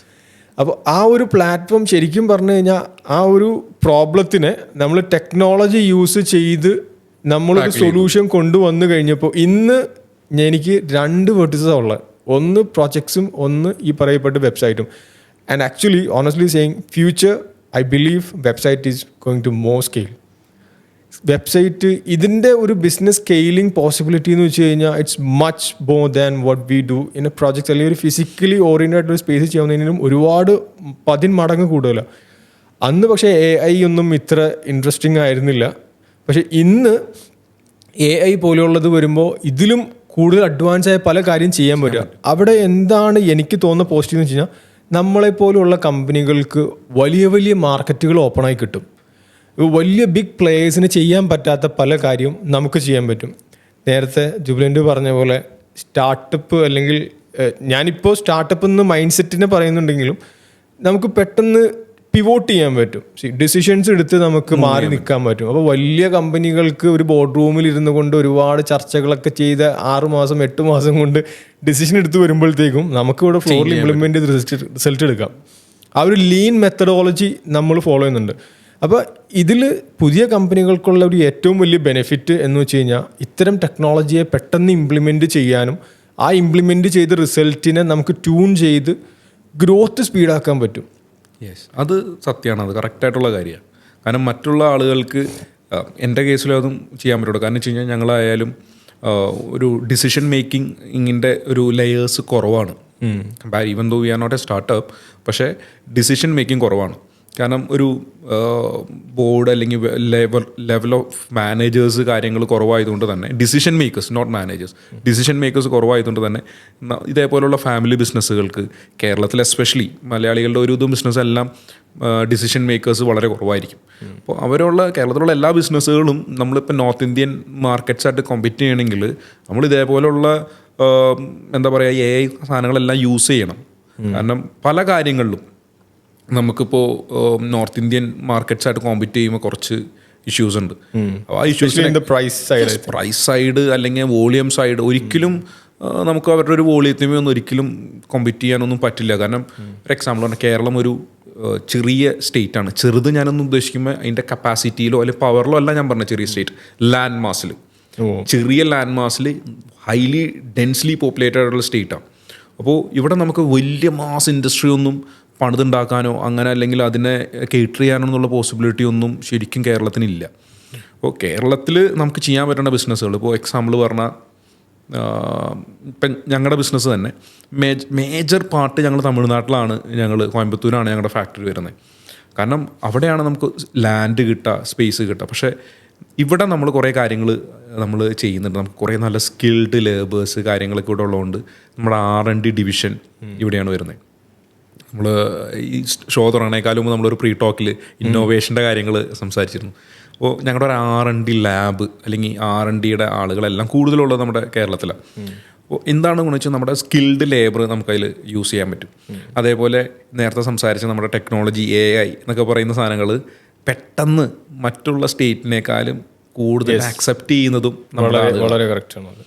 അല്ലാത്ത അവരൊന്നും ഇത് പെട്ടെന്ന് അക്സെപ്റ്റ് ചെയ്യില്ല. അതെ, ഇതിൽ ഒരു പോസിറ്റീവ് സൈഡ് ഞാൻ കാണുന്നത് വെച്ച് കഴിഞ്ഞാൽ ഈ AI പോലുള്ള ചേഞ്ചസ് വരുമ്പോൾ നമ്മൾ ചെറുതാണെന്നതാണ് ഏറ്റവും വലിയ ബ്ലെസ്സിങ്. യെസ്, നേരത്തെ പറഞ്ഞ അതേ കാര്യം. അത് വളരെയധികം വലിയ ബ്ലെസ്സിങ്. കാരണം ഫ്യൂച്ചറിനെ അല്ലെങ്കിൽ മുന്നോട്ട് എങ്ങനെ പോകണം എന്നുള്ളത് കുറച്ചും കൂടെ ഒരു ഡിഫൈൻഡ് പാത്തിൽ കൂടെ പോകാം. അതിൻ്റെ ഒരു വലിയ എക്സാമ്പിളാണ് എനിക്ക് തോന്നുന്നു നമ്മുടെ മലയാളം മൂവി ഇൻഡസ്ട്രിയിലൊക്കെ വരുന്ന മാറ്റങ്ങൾ. OTT ഒക്കെ വന്ന ടൈമോട് കൂടി പലരും ആദ്യം ഇതിനെ ഭയങ്കരമായി ഒരു റിജക്ഷൻ ചെയ്തെങ്കിലും ഇപ്പോൾ ഒരു ഓൾ ഇന്ത്യ ലെവലിൽ അല്ലെങ്കിൽ ഇന്റർനാഷണൽ ലെവലിൽ ഈ മൂവീസിന് അക്സെപ്റ്റൻസ് കിട്ടുന്നത് ഡെഫിനറ്റ്ലി ഈ ഒരു ടെക്നോളജി വന്നതോടുകൂടിയാണ്. സോ ഐ തിങ്ക് എല്ലാ വർക്ക് സ്പേസിലും, ഇന്ന വർക്ക് സ്പേസ് എന്നില്ല, എല്ലായിടത്തും I think that's what I strongly believe technology is A major factor. അപ്പോൾ പലപ്പോഴും ആളുകളൊക്കെ നിങ്ങൾക്ക് ചോദിച്ചിട്ടുള്ളതാണ് നമ്മുടെ സ്മാർട്ട് ഡെസ്കിനെ കുറിച്ചൊക്കെ. ശരിക്കും ടെക്നോളജി എല്ലാത്തിലും ഇംപ്ലിമെൻറ്റ് ചെയ്യാം. അതിൻ്റെ ഒരു വലിയ എക്സാമ്പിളാണ് നമ്മുടെ smart desk. Height adjustable desk, ഒരു ഫർണിച്ചറിനെ നോക്കിയിട്ട് ഇതിൽ നമുക്ക് എന്ത് ചെയ്യാൻ പറ്റും, ഒരു ടേബിളിനെ നോക്കിയിട്ട് ഇതിൽ എന്ത് മാറ്റം കൊണ്ടുവരാൻ പറ്റുമെന്ന് ചോദിച്ചു കഴിഞ്ഞാൽ ഒരു ആവറേജ് എല്ലാവരും പറയാം അതിൻ്റെ കാല് നമുക്ക് ഇച്ചിരി ഡിഫറെൻ്റ് ആക്കാം, ടേബിൾ ടോപ്പ് ഇച്ചിരി പോളിഷ് ചെയ്യാം. പക്ഷേ ആ ടേബിളിന് എന്തുകൊണ്ട് നമുക്ക് അങ്ങനെ തന്നെ ഒരു ടെക്നോളജി കൊണ്ടുവന്ന് പറഞ്ഞ ജെൻസീസിന് വേണ്ടിയിട്ടുള്ള ബെഞ്ചാണ്. അവർക്ക് എഴുന്നേറ്റ് നിന്ന് വർക്ക് ചെയ്യണോ, തലകുത്തി വർക്ക് ചെയ്യണോ? എന്നിട്ട് 30 സെക്കൻഡ് പ്രസന്റേഷനിൽ ഞാനത് കണ്ടിട്ടുണ്ട്. നിങ്ങൾക്ക് ഇനി തലകുത്തിന്ന് വർക്ക് ചെയ്യണമെങ്കിൽ എന്റെ ഡെസ്ക് എടുക്കൂ. C that's what I think. ആ ടെക്നോളജി എന്ന് വെച്ചാൽ ഇന്ന ഒരു ഡൊമൈൻ എന്നില്ല, നമ്മൾ ആ ഡൊമൈനിന് വേണ്ട രീതിയിൽ ടെക്നോളജി അഡാപ്റ്റ് ചെയ്യുക, ഇംപ്ലിമെൻ്റ് ഇറ്റ്. ആ ഒരു വർക്ക് സ്റ്റൈൽ, വർക്ക് കൾച്ചർ, അതിൻ്റെ ഒരു ഒരു ഒരു സ്പീഡ്, ഗ്രോത്തിൻ്റെ സ്പീഡ് കൂട്ടുക. അപ്പോൾ എത്ര വലിയ കോമ്പറ്റീഷൻ ആണെങ്കിലും ഈ ഒരു mind set as A CEO ഞാൻ പേഴ്സണലി വിശ്വസിക്കുന്ന ഒരു കാര്യമാണ്. I believe you also same technology ഒരിക്കലും നമ്മൾ ഇഗ്നോർ ചെയ്യാൻ പറ്റില്ല. അതെ, ടെക്നോളജി പോലെ തന്നെയാണ് നേരത്തെ പറഞ്ഞ ഇന്നോവേഷൻ. ഇപ്പം innovation, what do you think, ഒരു കമ്പനിയിൽ ഒരു പ്രൊഡക്റ്റിൽ ഇന്നവേഷൻ എന്ന് പറയുന്നത് എത്രത്തോളം ഇമ്പോർട്ടൻ്റ് ആണ്? And what do you guys do to make it more innovative? Yes, innovation എന്തോരം ഇമ്പോർട്ടൻസ് ആണെന്ന് ചോദിച്ചു കഴിഞ്ഞാൽ അത് പ്രൊഡക്റ്റിലാവാം, ഓപ്പറേഷൻസിലാവാം, എന്തിലും ആവാം. ഞങ്ങൾക്ക് നേരത്തെ പറഞ്ഞ പോലെ കൊറോണയ്ക്ക് ഭയങ്കരമായിട്ട് ബിസിനസ് കയറി. കാരണം അന്ന് ഫുഡ് ഇൻഡസ്ട്രീസിന് ഭയങ്കര ഓപ്പർച്യൂണിറ്റി ആയിരുന്നു. അന്ന് കണ്ടമാനം ബിസിനസ് വന്നു കഴിഞ്ഞപ്പോൾ നമ്മൾ ഇതേപോലെ ഫെസിലിറ്റിയുടെ എണ്ണം എല്ലാം കൂട്ടി. അത് കഴിഞ്ഞ് കൊറോണ കഴിഞ്ഞ് കഴിഞ്ഞപ്പോൾ കുറേ ചെറിയ ചെറിയ സ്ഥാപനങ്ങൾ വന്ന് മാർക്കറ്റ് ഭയങ്കരമായിട്ട് കോമ്പറ്റീഷൻ വന്നു. അപ്പോൾ അന്ന് നമ്മുടെ മുമ്പിലുള്ള ഇന്നോവേഷൻ എന്ന് പറഞ്ഞാൽ നമ്മളെ സംബന്ധിച്ചിടത്തോളം പ്രൊഡക്റ്റാണ് ബേസിക്കലി കോമോഡിറ്റി. ഇപ്പോൾ മുളക് പൊടിയിൽ പ്രത്യേകിച്ച് ഇന്നോവേഷൻ ചെയ്യാനൊന്നുമില്ല. പൊടിച്ചു കഴിഞ്ഞാൽ ചുമന്ന് തന്നെ ഇരിക്കും. വെളുത്ത മുളക് പൊടി ഉണ്ടാക്കാൻ ഇന്നോവേറ്റ് ചെയ്ത് ഉണ്ടാക്കാൻ പറ്റുമെന്ന് ചോദിച്ചു കഴിഞ്ഞാൽ എനിക്കറിയില്ല. അപ്പോൾ നമ്മളിങ്ങനെ ഇത് ചിന്തിച്ച് ഇങ്ങനെ കുറേ ദിവസം കഴിഞ്ഞ് കഴിഞ്ഞപ്പോൾ ഞാൻ വെറുതെ അപ്പനോട് ചോദിച്ചു, നമുക്ക് നമ്മുടെ കോമ്പറ്റീറ്റേഴ്സിൻ്റെ അടുത്തൊക്കെ ഒന്ന് വെറുതെ ചെന്ന് ചോദിച്ചാലോ, നമുക്ക് അവർക്ക് ചെയ്തു കൊടുക്കാമല്ലോ. എന്നോട് നിനക്ക് വേറെ പണിയൊന്നുമില്ലേ, അവരുടെ അടുത്ത് മില്ലും കാര്യങ്ങളൊക്കെ ഉള്ളപ്പോൾ എന്തിനാണ് നമ്മളടുത്ത് എടുക്കണേ എന്ന് ചോദിച്ചു. നല്ല നമുക്ക് ട്രൈ ചെയ്യാം. ഞാൻ വെറുതെ 2-3 സ്ഥലത്ത് വിളിച്ചു ചോദിച്ചു. ഒരു പറഞ്ഞ് നമുക്ക് മീറ്റ് ചെയ്യാമെന്ന് പറഞ്ഞു. ഞാൻ അവിടെ ചെന്ന് കഴിഞ്ഞപ്പോഴാണ് എനിക്ക് മനസ്സിലായത്, ആ കൊറോണ കാലത്ത് കഴിഞ്ഞ പിന്നെ ഇവർക്ക് കുറേ കണ്ടമാനം എംപ്ലോയീസ് അല്ലെങ്കിൽ പല കാര്യങ്ങളിലും ഇഷ്യൂസ് വന്നിട്ടുണ്ടായിരുന്നു. അവരുടെ പല പ്ലാന്റും പ്രോഫിറ്റബിളായിട്ടല്ല റൺ ചെയ്യുന്നത്. നേരത്തെ പറഞ്ഞ സൈസിൻ്റെ അഡ്വാൻറ്റേജ് എനിക്ക് അവിടെ കിട്ടി. ഇപ്പോൾ മേജറായിട്ടുള്ള എല്ലാ പ്ലെയേഴ്സിൻ്റെയും ഐറ്റംസ്, പച്ചാറായാലും കറി പൗഡേഴ്സ് ആയാലും എനിക്ക് അവരുടെ ബ്രാൻഡിൽ ചെയ്തു കൊടുക്കാനുള്ളൊരു ഓപ്പർച്യൂണിറ്റി അന്ന് കിട്ടി. അതാണ് അന്ന് കൊറോണ കഴിഞ്ഞതിന് ശേഷം നമ്മുടെ ഒരു ഓപ്പറേഷണൽ സൈഡിൽ, ഓപ്പറേഷൻ സൈഡ് എന്ന് പറയാൻ പറ്റില്ല, ഒരു സെയിൽസ് സൈഡിൽ ഇന്നോവേഷൻ. ഞങ്ങളുടെ സ്വാമീസ് എന്നുള്ള ബ്രാൻഡിനെ മാത്രം വിൽക്കാണ്ട് ഞങ്ങളുടെ ഒരു സ്ട്രോങ് പോയിന്റ് ഉണ്ട്. ഞങ്ങളുടെ സ്ട്രോങ് പോയിന്റ് എന്താ, we are very good at manufacturing. ഒരു സാധനം കറക്റ്റ് ടൈമിന് കറക്റ്റ് ഇതിൽ ഉണ്ടാക്കി കൊടുക്കുക എന്നുള്ളതാണ് ഞങ്ങളുടെ സ്ട്രോങ് പോയിന്റ്. ആ സ്ട്രോങ് പോയിന്റിനെ ഇന്നോവേറ്റീവായിട്ട് വേറൊരു സ്ഥലത്ത് കോമ്പറ്റീറ്റേഴ്സിന് തന്നെ വിറ്റു. ആ ഒരു അതും ഒരു ഇന്നോവേഷൻ തന്നെയാണ് ഒരു ബേസിക്കലി. ടെക്നോളജി നമ്മളെപ്പോലുള്ള മാനുഫാക്ചറിങ് സെഗ്മെന്റിൽ ഉണ്ടെങ്കിൽ പോലും അത്ര വാസ്റ്റ് അല്ല. ഈ കാര്യങ്ങളാണ് ഞങ്ങൾക്ക് ഭയങ്കരമായിട്ട് അതിൽ ഒരു ഇന്നോവേറ്റീവായിട്ട് അല്ലെങ്കിൽ ഹെൽപ്പായിട്ടെന്ന് പറയാൻ പറ്റുള്ളൂ. ഇപ്പം ഈ പറഞ്ഞതുപോലെ ഈ സ്പൈസ് എന്ന് പറഞ്ഞാൽ it's A very competitive market. ആ ഒരു മാർക്കറ്റിൽ ഈ ഒരു ക്രൗഡിൽ നിന്ന് മാറി നിൽക്കുക, അല്ലെങ്കിൽ കസ്റ്റമേഴ്സായിട്ട് ഇമോഷണലി കണക്റ്റഡ് ആയിട്ട് നിൽക്കുക എന്ന് വെച്ച് കഴിഞ്ഞാൽ I think it's A very challenging job and you guys are doing it good. അപ്പോൾ അതിന് വാട്ട് ഡു യു തിങ്ക്, അതിന് എന്താണ് നിങ്ങളുടെ സൈഡിൽ നിന്ന് എന്തെങ്കിലും പെർട്ടിക്കുലർ സ്റ്റൈൽസോ, അല്ലെങ്കിൽ what do you think, how important is that for a brand? ഇന്ന് ഞാൻ ഡീൽ ചെയ്യുന്ന സെഗ്മെൻറ്റ് ബ്രാൻഡ് ഉണ്ടെങ്കിൽ പോലും ഞാൻ വിശ്വസിക്കുന്നത് ഇതിൻ്റെ അവൈലബിലിറ്റിയിലാണ്. ഞാൻ നേരത്തെ പറഞ്ഞ പോലെ മുളക് പൊടിച്ച ചുമന്നിരിക്കും, മഞ്ഞൾ പൊടിച്ച മഞ്ഞ കളറിലിരിക്കും. അപ്പോൾ ഈ സാധനം ഇപ്പോൾ ഒരു സ്ഥലത്ത് ഒരു ലീഡിങ് ബ്രാൻഡ് ആയിക്കോട്ടെ, ലീഡിങ് അല്ലാത്തൊരു ബ്രാൻഡ് ആയിക്കോട്ടെ, നമ്മൾ പേഴ്സണലി നമ്മളൊരു കടയിൽ സാധനം മേടിക്കാൻ ചെല്ലുന്നു, നമ്മുടെ മനസ്സിലുള്ള ബ്രാൻഡിൻ്റെ അവൈലബിലിറ്റി അവിടെ ഇല്ല, ഇന്ന ബ്രാൻഡ് വേണമെന്ന് പറഞ്ഞ് നമ്മൾ അടുത്ത കടയിലോട്ട് പോവില്ല. കാരണം എൻ്റെ സെഗ്മെൻറ്റ് ഇസ് എ കൊമാഡിറ്റി. ഞാൻ ചെല്ലുന്നു, എനിക്ക് എൻ്റെ കയ്യിൽ പിക്ക് ചെയ്യാൻ പറ്റുന്ന പ്രൊഡക്റ്റ് ഞാൻ എടുക്കുന്നു. ആ പ്രൊഡക്റ്റ് ഞാൻ എടുത്തിട്ട് നല്ലതാണെങ്കിൽ നെക്സ്റ്റ് ടൈം ഞാനത് വാങ്ങിക്കും, നല്ലതല്ലെങ്കിൽ ഞാനത് വാങ്ങിക്കില്ല. ബ്രാൻഡ് അസോസിയേഷൻ ഉണ്ട്, ഇല്ല എന്ന് ഞാൻ തീർത്ത് പറയുന്നില്ല. 100% ബ്രാൻഡ് അസോസിയേഷൻ ഇല്ല എന്നല്ല ഞാൻ പറയുന്നത്. ഇതേപോലുള്ള പ്രൊഡക്ട്സിന് ഇതെല്ലാം മീ ടു പ്രൊഡക്റ്റാണ്. എൻ്റെ ആവശ്യം എനിക്ക് ആ അപ്പത്ത് നടക്കണ ആവശ്യം എനിക്ക് നടക്കണം. കാരണം എൻ്റെ പ്രൊഡക്റ്റിൻ്റെ ലൈഫ് വളരെ ചെറുതാണ്. മാക്സിമം ഒരു മേ ബി 2 days 3 days. അപ്പോൾ അതുകൊണ്ട് തന്നെ എപ്പോഴും എല്ലാവർക്കും അതിൻ്റെ അവൈലബിലിറ്റിയാണ് പ്രശ്നം. അവൈലബിൾ ആക്കാന്നുള്ളതാണ് അതിലെ ഏറ്റവും വലിയ ഫാക്ടർ. അതായത് ഒരു പുതിയതായിട്ട് വരുന്ന ആളാണെങ്കിലും നോക്കേണ്ട main factor availability. Food industry ആണോ അവൈലബിൾ ആക്കുക, കോമൺ പ്രൊഡക്റ്റ് ആണെങ്കിൽ. അല്ലാത്തൊരു ഇന്നോവേറ്റീവ് പ്രൊഡക്റ്റ്, ഇപ്പോൾ ഒരു എക്സാമ്പിൾ പറഞ്ഞാൽ റീബൗണ്ട് എന്ന് പറഞ്ഞൊരു ഹാങ് ഓവർ ബേസ്ഡ് ഒരു ഡ്രിങ്ക് ആണ്. അപ്പോൾ അത് ഞാൻ പല സ്ഥലത്തും പണ്ടായാലും ഞാൻ ഈ സാധനങ്ങളൊക്കെ ഇരിക്കണം ഞാൻ കണ്ടിട്ടുണ്ട്. അതെന്താണ് പ്രൊഡക്റ്റ് എന്നുള്ളത് ആളുകൾക്ക് മനസ്സിലായത് ഞാൻ ഈ സോഷ്യൽ മീഡിയയിൽ ഒരു പരസ്യം കണ്ടപ്പോൾ മനസ്സിലായത്. അത് ഹിന്ദിയിലെ പരസ്യമായിരുന്നു. റീബൗണ്ട് എന്ന് പറഞ്ഞൊരു ഒരു ബ്രാൻഡ്. ആ ബ്രാൻഡ് കേരള ബേസ്ഡ് ആണെന്നാണ് എൻ്റെ വിശ്വാസം. പക്ഷെ അതിൻ്റെ പരസ്യം ഞാൻ കണ്ടത് ഹിന്ദിയിലാണ് കൂടുതലും. മലയാളത്തിലുണ്ടെന്ന് അറിയില്ല, ഞാൻ ഹിന്ദിയിലാണ് അതിൻ്റെ പരസ്യം കണ്ടത്. അപ്പോൾ ആ ഒരു പ്രൊഡക്റ്റ് പുതിയതാണ്, ആളുകളിലേക്ക് അവർ ചെയ്തെന്താണ്, ഇത് പരസ്യം കൊടുത്താണ് അതിലോട്ട് കയറ്റിക്കൊണ്ടുവന്നത്. അപ്പോൾ അങ്ങനെ ആവശ്യമുള്ള, നമ്മളിപ്പോൾ ഒരാളെ പ്രൊഡക്റ്റിനെ കുറിച്ച് നോളേജ് കൊടുക്കേണ്ട ഒരു പ്രൊഡക്റ്റ് ആണെങ്കിൽ നമ്മൾ കൂടുതലായിട്ട് പരസ്യം ചെയ്യണം. അല്ലാണ്ട് ഒരു മീ ടു പ്രൊഡക്റ്റ് ആണെങ്കിൽ നമ്മൾ ഓവറായിട്ട് ഒരു ബ്രാൻഡിനോട് വാല്യൂ ഉണ്ടോ എന്ന് ചോദിച്ചു കഴിഞ്ഞാൽ ഉണ്ട്. ബ്രാൻഡ് ഒട്ടും വാല്യൂ ഇല്ല, മോശമെന്നുള്ള ബ്രാൻഡ് വാല്യൂ എല്ലാം ഉണ്ട്. പക്ഷെ നമ്മളതിനെ ഏറ്റവും ഫസ്റ്റ് അതിനെ അവൈലബിൾ ആക്കുക എന്നുള്ളതാണ്. നമുക്ക് പിക്ക് ചെയ്യാൻ വേണ്ടിയിട്ട് നമ്മുടെ കയ്യെത്തും ദൂരത്തേക്ക് ബ്രാൻഡിനെ എത്തിക്കുക. Okay, a simple funny question. ഇപ്പോൾ സ്വാമീസ് എന്ന് പറയുന്ന ബ്രാൻഡ് ഒരു വ്യക്തിയാണെന്ന് വിചാരിക്കുക. Okay. And you are invited to a dinner. Okay. നിങ്ങൾ ഓർഡർ ചെയ്യുന്ന ഫുഡ് ഏതായിരിക്കും? ഉറപ്പായിട്ടും ഇഡ്ഡലി സാമ്പാറായിരിക്കും. Okay okay, that's really interesting. സാമ്പാറിൽ ഒബ്വിയസ്ലി സ്വാമീസിൻ്റെ നമ്മുടെ ഫ്ലാഗ്ഷിപ്പ് പ്രൊഡക്റ്റ് സാമ്പാറാണ്. അപ്പോൾ അതിൻ്റെ പേരിൽ എന്തായാലും സ്വാമീസ് ഒരു ഡിന്നറിന് പോയി കഴിഞ്ഞാൽ ഫസ്റ്റ് പ്രിഫർ ചെയ്യുക സാമ്പാറിനോടായിരിക്കും. അവിടെ എത്രയോ വെറൈറ്റി കറി ഉണ്ടെങ്കിലും അവൻ്റെ ഫസ്റ്റ് ടേസ്റ്റ് അല്ലെങ്കിൽ അതെന്ന് പറയാ സാമ്പാറിലോട്ടായിരിക്കും. നേരെ ചെന്ന് ഒരു സാമ്പാർ ഒരു ഇഡ്ഡലിയും കഴിച്ചിട്ടായിരിക്കും അടുത്ത പാസ്ത ഉണ്ടോ മാക്രോണി ഉണ്ടോ അല്ലെങ്കിൽ വേറെ എന്തെങ്കിലും ഉണ്ടോ എന്നുള്ള ആൾ ചെക്ക് ചെയ്യുക. That's interesting. ഏറ്റവും ജുബിലൻറ്റിന് ഏറ്റവും ഇൻട്രസ്റ്റിംഗ് ആയിട്ടുള്ള അല്ലെങ്കിൽ ഫേവറായിട്ടുള്ള സ്പൈസ് ഏതാണ്? And why? യെസ്, അതൊരു വല്ലാത്ത ചോദ്യമാണ്. എന്നാലും എനിക്ക് ഏറ്റവും ഇഷ്ടപ്പെട്ട സ്പൈസ് പെട്ടെന്ന് ചോദിച്ചു പറയാം, ടർമറിക് ആണ്. ഞാൻ പഠിച്ചതും വളർന്നതൊക്കെ തമിഴ്നാട്ടിലാണ്. അപ്പോൾ ടർമറിക്കിനൊരു പ്രത്യേകതയുണ്ട്. ഏത് നല്ല കാര്യം തുടങ്ങുമ്പോഴും നമ്മൾ ടർമറിക് ഇട്ടിട്ടാണ് അത് സ്റ്റാർട്ട് ചെയ്യുക. അതൊരു എന്താ പറയുക, ഒരു പോസിറ്റീവ് സ്പൈസാന്ന് പറയും. അതുമാത്രമല്ല, turmeric is A very powerful spice. നമ്മൾ ഡെയിലി അതിനെ കൺസ്യൂം ചെയ്യണത് നല്ലതാണ്.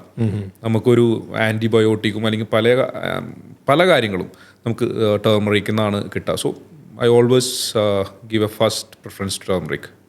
റീസെൻ്റായിട്ട് വായിച്ചുകൊണ്ടിരിക്കുന്ന ഒരു പുസ്തകം അതേതാ? ഞാൻ മട്ടാഞ്ചേരിയിൽ പോയപ്പോൾ ഞാൻ അവിടെ നിന്ന് ഒരു കറി എന്ന് പറഞ്ഞൊരു ബുക്ക് വായിച്ചു. കറി? യെസ്. ഓതറിൻ്റെ പേര് വളരെ അടിപൊളിയാണ്, പക്ഷെ എനിക്കത് പ്രൊനൗൺസ് ചെയ്യാൻ അറിയാൻ പാടില്ലാത്തതുകൊണ്ട് ഞാൻ പറയുന്നില്ല. കറി എന്നാണ് ബുക്കിൻ്റെ പേര്.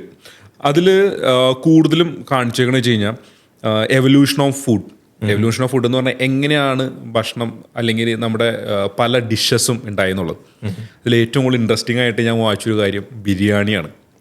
യാ, ബിരിയാണിയുടെ ഒരു ഇത് നോക്കുകയാണെങ്കിൽ നമ്മുടെ അതിൽ പല ടൈപ്പ് ബിരിയാണി ഉണ്ട്. ചെറിയ അരിയുടെ ബിരിയാണി ഉണ്ട്, വലിയ അരിയുടെ ബിരിയാണി ഉണ്ട്. അതിൻ്റെ പുറകിലൊക്കെ ഒരു സ്റ്റോറി ഉണ്ട്. ചെറിയ അരിയുടെ ബിരിയാണി എന്ന് പറയുന്നത് ഈ കൈമ റൈസാണ്. അത് കൂടുതൽ ബംഗ്ലാദേശ് ഭാഗം അല്ലെങ്കിൽ വയനാടൻ സ്ഥലത്ത് വയനാടൻ കൈമ എന്ന് പറയുന്നുണ്ട്. പക്ഷേ ഞാൻ മനസ്സിലാക്കി കൊടുത്തോളം അത് ബംഗ്ലാദേശ് ഭാഗത്തു നിന്നാണ് കൂടുതൽ ഉണ്ടാവണതെന്നാണ് ഞാൻ മനസ്സിലാക്കിയത്. പിന്നെ വരുന്നതെല്ലാം വലിയ അരികളാണ്. വലിയ അരി എല്ലാം പേർഷ്യൻ അല്ലെങ്കിൽ നമ്മുടെ ബേസിക്കലി മിഡിൽ ഈസ്റ്റ് ആ പറയുന്ന സ്ഥലങ്ങളിൽ നിന്ന് വരുന്ന ആളുകൾ കൂടുതലും വലിയ അരിയുടെ ബിരിയാണി ഉണ്ടാക്കുന്നത്. ഇപ്പോൾ ഇവിടെ കച്ചവടത്തിനായിട്ടും പണ്ട് വന്നിരുന്ന രാജാക്കന്മാരുടെ പീരീഡിലുണ്ടായിരുന്ന കുറേ ഫുഡിൻ്റെ എന്താ പറയുക അഡാപ്റ്റേഷൻ ഓഫ് ഫുഡ് എന്ന് പറയുന്നത് ഭയങ്കരമായിട്ടുണ്ട്. അപ്പോൾ ഓരോ സ്ഥലത്ത് ചെന്നപ്പോഴും അവിടെ ഉണ്ടായിരുന്ന ഫ്യൂഷൻ, കേരളത്തിൽ വന്നപ്പോൾ കേരളത്തിൻ്റെ ഒരു സ്പൈസിൻ്റെ ഫ്യൂഷനും ചേർന്നിട്ടാണ് മലബാർ ബിരിയാണി ഉണ്ടായത്. ആ മലബാർ ബിരിയാണി തന്നെ കുറച്ച് മാറി ഉണ്ടായതാണ് ചെറിയ കൈമ റൈസിൽ വന്ന ബിരിയാണി. അത് പല ടൈപ്പുള്ള, ഇപ്പോൾ മുഗൾസ് ആവാം, പേർഷ്യൻസ് ആവാം, അങ്ങനെ പല സ്ഥലത്തുള്ള ലാൻഡ്സ്കേപ്സിൽ നിന്ന് വന്നിരുന്ന ആളുകളുടെ കൾച്ചറിൽ നിന്ന് നമുക്ക് ഫുഡ് ഭയങ്കരമായിട്ട് വന്നിട്ടുണ്ട്. അതേപോലെ ആ പുസ്തകത്തിലുണ്ടായതാണ് ബട്ടർ ചിക്കൻ. ഇന്റർനാഷണലി ഇന്ത്യ എന്ന് പറയുമ്പോൾ തന്നെ ഫസ്റ്റ് ചോദിക്കുന്ന ഒരു സാധനം ബട്ടർ ചിക്കൻ. ഇങ്ങനെയാണ് ആ ബട്ടർ ചിക്കൻ എങ്ങനെയാണ് ഉണ്ടായെന്നുള്ളത് ആ ബുക്കിൽ ശരിക്കും പറയുന്നുണ്ട്. പണ്ട് ഇതേപോലെ എൻ്റെ ഒരു ഓർമ്മ ശരിയാണ്, യൂറോപ്യൻസിന് വേണ്ടിയിട്ടാണ് അത് അവർ സ്പൈസൊക്കെ കുറച്ച് ബട്ടറൊക്കെ ഇട്ട് ചെയ്തതെന്നാണ് ബ്രിട്ടീഷേഴ്സിന്, യെസ് യൂറോപ്യൻസിനും കൾച്ചറുള്ളവർക്ക് വേണ്ടിയിട്ടാണ് അത് ചെയ്തതെന്നാണ് ആ വായിച്ചതിൽ എനിക്ക് ഓർമ്മ വരുന്നത്. ഇൻട്രസ്റ്റിംഗ്. ഒരു അടിപൊളി ബുക്കാണ്, സമയം കിട്ടുമ്പോൾ ഒന്ന് വായിച്ചോളൂ. സ്വാമീസിന്റെ സിഇഒക്ക് favourite book curry. Yes, that's really interesting. ഫേവറേറ്റും അല്ല, ആ ഒരു പുസ്തകം ഞാൻ അതുവരെ വായിച്ചിട്ടുള്ളൂ അതിൻ്റെ പേരിൽ. Okay, your favourite drink, tea or coffee? Basically രണ്ടും എനിക്ക് അത്ര വലിയ താല്പര്യമില്ല. Yes, okay. അപ്പോൾ ടീ ആണെങ്കിൽ masala tea. Masala tea. Okay, okay, nice. Anyway Jubilant, it was really really really nice talking to you. നമ്മൾ തമ്മിൽ അറിയാമെങ്കിലും ഇതുപോലെ ഇരുന്ന് ഇത്രയും ഡീറ്റെയിൽ ആയിട്ട് പല കാര്യങ്ങളും മനസ്സിലാക്കാൻ പറ്റുന്നതിൽ നിന്നാണ്. നിങ്ങളുടെ ഒരു ഇൻഡസ്ട്രിയുടെ depth, you have lot of knowledge about the industry. So ആ ഒരു നോളജ് ഷെയർ ചെയ്തതിൽ താങ്ക് യു സോ മച്ച്. ഇപ്പം നമ്മളുടെ വ്യൂവേഴ്സിനും ഇതിൽ നിന്ന് ഒരുപാട് ടേക്ക് അവേസ് ഉണ്ടാവും. ഒരു ബിസിനസ്സിലേക്ക് ആദ്യമായി, എസ്പെഷ്യലി ഒരു ഫാമിലി ബിസിനസ്സിലേക്ക് ആദ്യമായി കടന്നു വരുമ്പോൾ ആളുകൾ എങ്ങനെ അപ്രോച്ച് ചെയ്യണം എന്നതിൽ, എസ്പെഷ്യലി അവരുടെ ആ ഒരു ഫെയിലിയേഴ്സിനോടുള്ള പേടി കൊണ്ടാകാം എന്നുള്ള പോയിൻ്റൊക്കെ, these are like very valid points. ഇത്തരം കാര്യങ്ങളൊക്കെ മറ്റുള്ളവർക്കും ഇംപ്ലിമെൻറ്റേഷൻ ലെവൽ അത് ഹെൽപ്ഫുൾ ആവട്ടെ. That's what I believe. And anyway thank you so much once again. Thank you Sanoop. എന്തായാലും ഷോ അവസാനിക്കണേക്കാളും മുമ്പ് എൻ്റെ ഒരു ചെറിയ നോട്ടും കൂടി ആഡ് ചെയ്യാൻ ഞാൻ ആഗ്രഹിക്കുന്നു. ഫാമിലി ബിസിനസ്സിൽ വരുന്ന ഓരോരുത്തരും, സെക്കൻഡ് ജനറേഷൻ ബിസിനസ്സിൽ ഓരോരുത്തരും അവർ സെൽഫായിട്ട് പ്രിപ്പയർഡ് ആവണം പല കാര്യങ്ങൾ ഫേസ് ചെയ്യാൻ വേണ്ടിയിട്ട്. നമ്മുടെ പാരൻസായിട്ടും പല പാരൻസിനോടായാലും നമ്മുടെ ജോലി അറ്റ്മോസ്ഫിയറിനോടായാലും കുറച്ച് കാര്യങ്ങൾ വരുമ്പോൾ നമ്മൾ അപ്സെറ്റ് ആവരുത്. പിന്നെ പാരൻസിനോടായാലും എനിക്ക് പറയാനുള്ളത്, not only parents, who are the പ്രൊമോട്ടേഴ്സിന് മനസ്സിലാക്കി വെച്ച് കഴിഞ്ഞാൽ നമ്മൾ ചെറുതിൽ നിന്ന് സ്റ്റാർട്ടായി വലുതിലോട്ട് വന്നു. ഇവർ വന്ന് നേരത്തെ സൂചിപ്പിച്ച പോലെ തന്നെ വലിയൊരു സംഭവത്തിലോട്ടാണ് വന്ന് വീഴുന്നത്. അപ്പോൾ അവർ ചെയ്യുന്ന കാര്യങ്ങളിൽ അവരുടെ കൂടെ ഒന്ന് സപ്പോർട്ട് ചെയ്യുക, അവരെ കാര്യങ്ങൾ പറഞ്ഞ് മനസ്സിലാക്കുക. അവർ പെട്ടെന്ന് കാണുമ്പോൾ നമ്മൾ വിചാരിക്കും ഇവനൊരു കഴിവില്ലാത്തവനാണ് എന്ന് ചിന്തിക്കും. അങ്ങനെ ചിന്തിക്കരുത്. Give dum time. അവർ സമയം കൊടുക്കുക, അവർക്ക് ചിന്തിക്കാനുള്ളൊരു അവസരങ്ങൾ കൊടുക്കുക, അവരുടെ ഐഡിയാസ് കേൾക്കുക, നല്ലതാണെങ്കിൽ എടുക്കുക, അല്ലെങ്കിൽ വിട്ടേക്കുക. അപ്പോൾ എന്തായാലും ഈ ചെറിയ ചെറിയ കാര്യങ്ങളാണ് എനിക്കിന്ന് ഈ ഷോയിലൂടെ പങ്കുവയ്ക്കാനുള്ളത്. സനൂപ്, വളരെ അധികം സന്തോഷമുണ്ട് ഇൻവൈറ്റ് ചെയ്തതും ഇങ്ങനെ സംസാരിക്കാനുള്ള ഒരു ചാൻസ് ഉണ്ടാക്കി തന്നതിലും. Thanks lot. Yes, thank U.